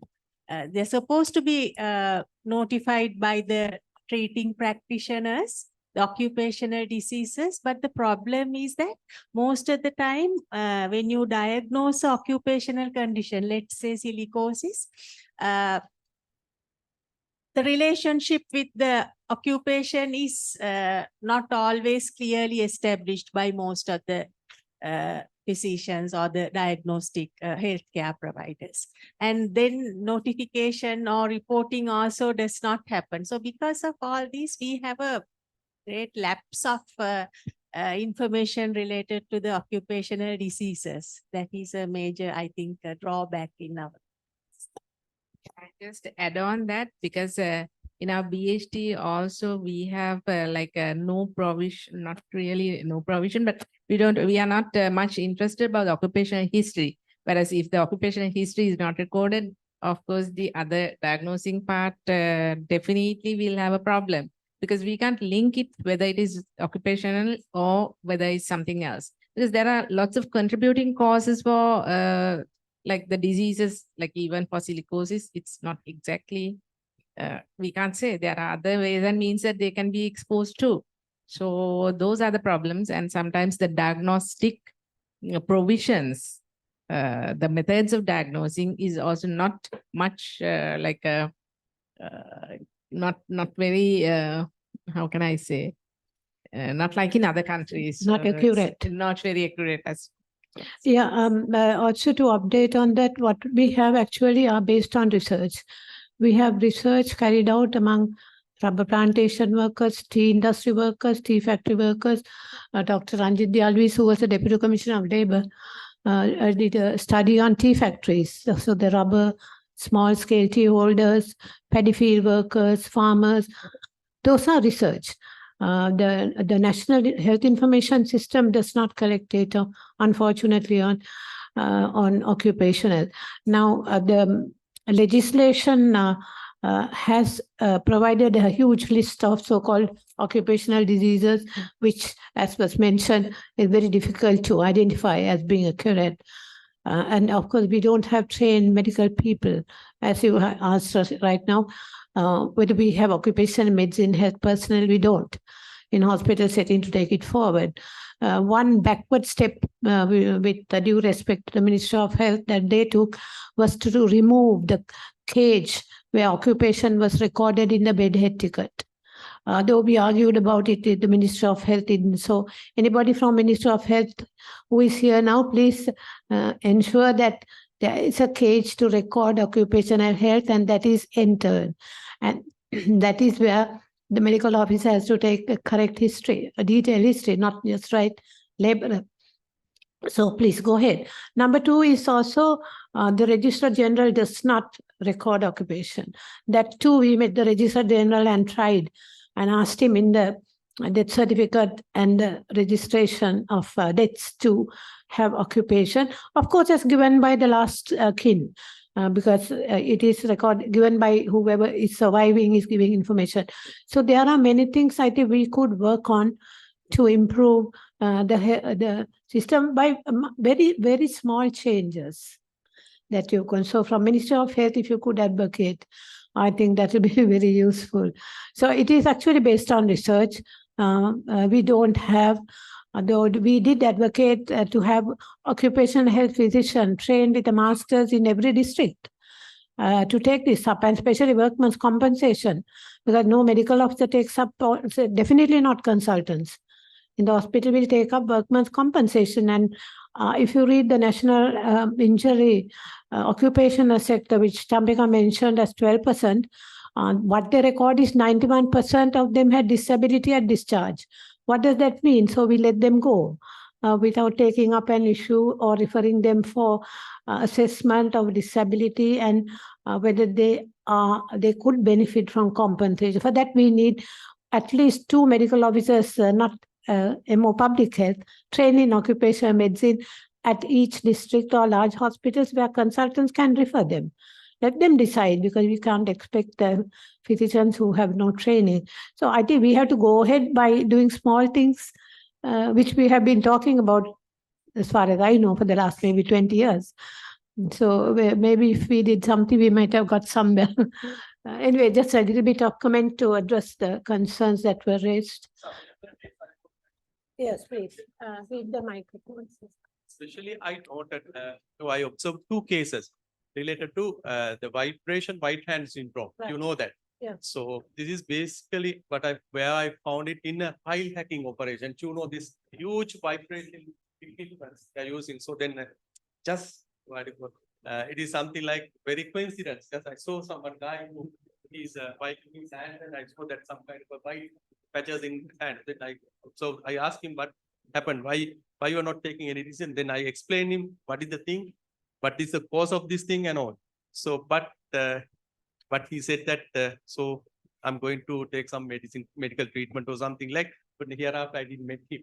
This is the pathetic case what we observed during in our field also. Especially this is because at the moment there are a lot of building construction as well as road construction ongoing. So the vibration involved operation, because increase the vibration involved operation at the moment. So that is the main thing what we have to concern regarding these kind of things. Yes. By carefully analyzing the injury surveillance form, because in that case, the assessment is made where it happened. So at least from the workplace, if it has happened, we can take it as a occupational injuries. By carefully analyzing the injury surveillance form, which are implemented base hospital and above. It's being done in the PC or A&E setup. It's being done. Yes, Base hospital and above. the NCD division of the Ministry of Health has published reports on this, but what they have put forward is a fairly generic document. It doesn't tell us much about what kind of occupation. It just says it's 12%, and it is like stuck by people and falls and cut injuries and things like that, slip strips and falls. So I think we need to go ahead with that. And I think we should go one step further. We need to link the databases in the Ministry of Health with Ministry of Labor and Industries to take immediate action, because once an accident occurs, at least the major ones, some action should be taken immediately in the workplace. It's not only for publication next year or to go up in the IMMR or what you call the quarterly Indo-Morbidity Mortality Register for publication. And then it appears 2 years later in the Ministry of Health Annual Health Bulletin. But actually, the surveillance system information should be used immediately. That is information faction. So actually, Champika, I think, you see, I have advocated also in the new OSH policy where we are involved in development that should be included. Information collected by the Ministry of Health on injuries should be immediately available to Ministry of Labor, because they have the division to look at factories, and to industries that can take some action. Okay, here we are not talking, unfortunately, of the informal sector, but that is the major sector. So we need to go ahead with these ideas for pending. So let's hope. Champika, I think she has to go somewhere. 2014 OSH policy also we advocated. Now the other one is coming up. We've had meetings, but let's hope we go ahead and we are successful. So it's a work over to you all in the Ministry of Health, because that's where you could take some initiative, please, if you can. So in the existing system, in the injury surveillance form, they are asking the cause of injury and a place of injury. They are the informal sectors workers are working at their home. like small carpenter shop and some kind of small scale things. So what happened is when they are marking the history, where it is happened, it is at home. So they just tick the household injury rather than the occupational without taking the proper history, because of busy OPD and things. They just tick the household injury. So they must be in the occupational site injury. So that part also lacking, because we have to educate our MOs in the curative sector to mark the form in a proper history taking with the correct way. It's very interesting that their publication on injury surveillance says nearly 2/3 of occupational injuries, the location is home, which is contradictory, but you are now providing information that explanation that those are the informal ones. The back garden, small scale in like workplaces, inside houses where they do various things. I think that's very interesting, the explanation for that classification. Madam, is it not the, I mean, we see the problem in the now, even in the notification system. Isn't it the same problem that we get here also? Now in the curative sector, they treat people, but we don't get the return properly. That is what we are talking about. Isn't it the gap between the curative and the public health sector that we see? As same as in the notification system that we have. Yeah, I think there's something, well, people have to be committed and interested to do these things, extra bit of work. But certainly, I think the MOs who write those forms should be motivated. Maybe they can be trained. Any other comments or questions people have? And the other thing is, madam, the leadership and the administrative input that you give in an institution. If there is a good leadership in the institution, most of the time we see that we get the returns properly, and the documentation, whoever who is going to do the documentation will be done properly. So that is the advocacy part is also there for the leadership also to, I mean, implement these policies properly, isn't it? Yeah, definitely. In our experience, we have some reported cases, not the reported cases. We have feelings and we understanding. There are some cases, surgery done here in we call it the carpal tunnel syndrome. Another case, there are some, as you mentioned, the white fingering cases, when you use the vibrating machine, something like that. But if it is reported to the hospital, can't you do depth investigation on that, find the root cases behind that? Then it is very important to develop some mechanisms to stabilize. We are also expecting the accident statistic, but there's a problem we are facing. Actually, vibration-induced white finger syndrome is a Raynaud's phenomenon. And that is a compensatable disease in most countries. Very easy to diagnose. So I don't know, it's up to the hospital, and I think all are from the NCD unit, is it? Or hospitals, directors. The hospital directors, consultants, etc. To take, anyway, I think we should try. Dr. Suraviri is not here, unfortunately. She's the person in charge of the Occupational Health and Safety Unit in the Ministry of Health and Safety. She's not, I think she's overseas, so she's not here today. But I think we should convey all these comments to her. As she said, the Labour Department do collect occupational accidents injuries based on leave taken more than 3 days. 3 days, they have to notify from the workplace.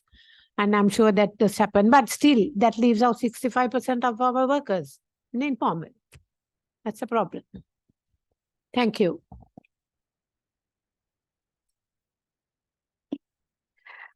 Thank you, everybody. And we have been truly inspired by the insightful words of the speakers.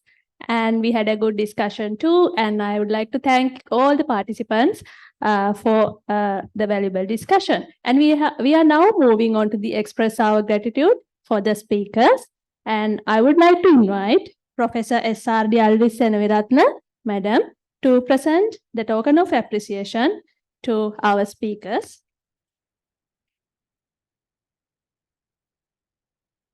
Dr. Dulani Samaranayaka, Department of Community Medicine, Faculty of Medicine, University of Colombo.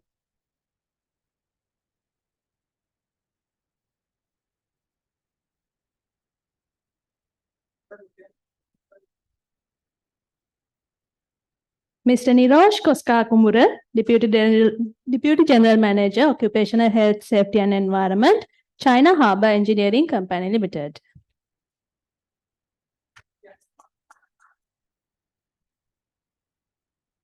Thank you, Madam, for supporting us. And now I would like to invite Engineer Mr. E. Abhay Sirivardhana to present the token of appreciation to sorry, Dr. Chambika Amarasinghe has to leave early for her personal commitment. Now, I would like to invite Engineer Mr. E. Sirivardhana to present the token of appreciation to our chairperson, Professor S.R.D. Alvis Seneviratne.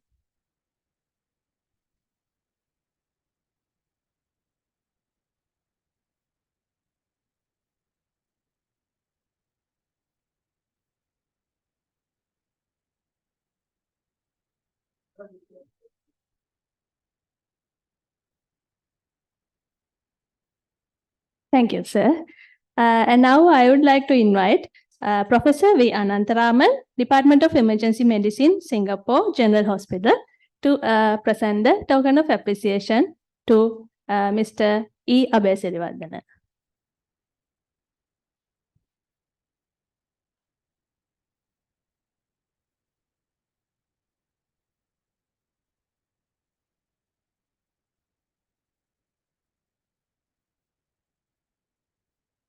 On behalf of the Directorate of Non-Communicable Diseases, I would like to thank all the participants to participate our conference. So now there is the plenary 2 is going on Grand Ballroom. You can join with the plenary 2.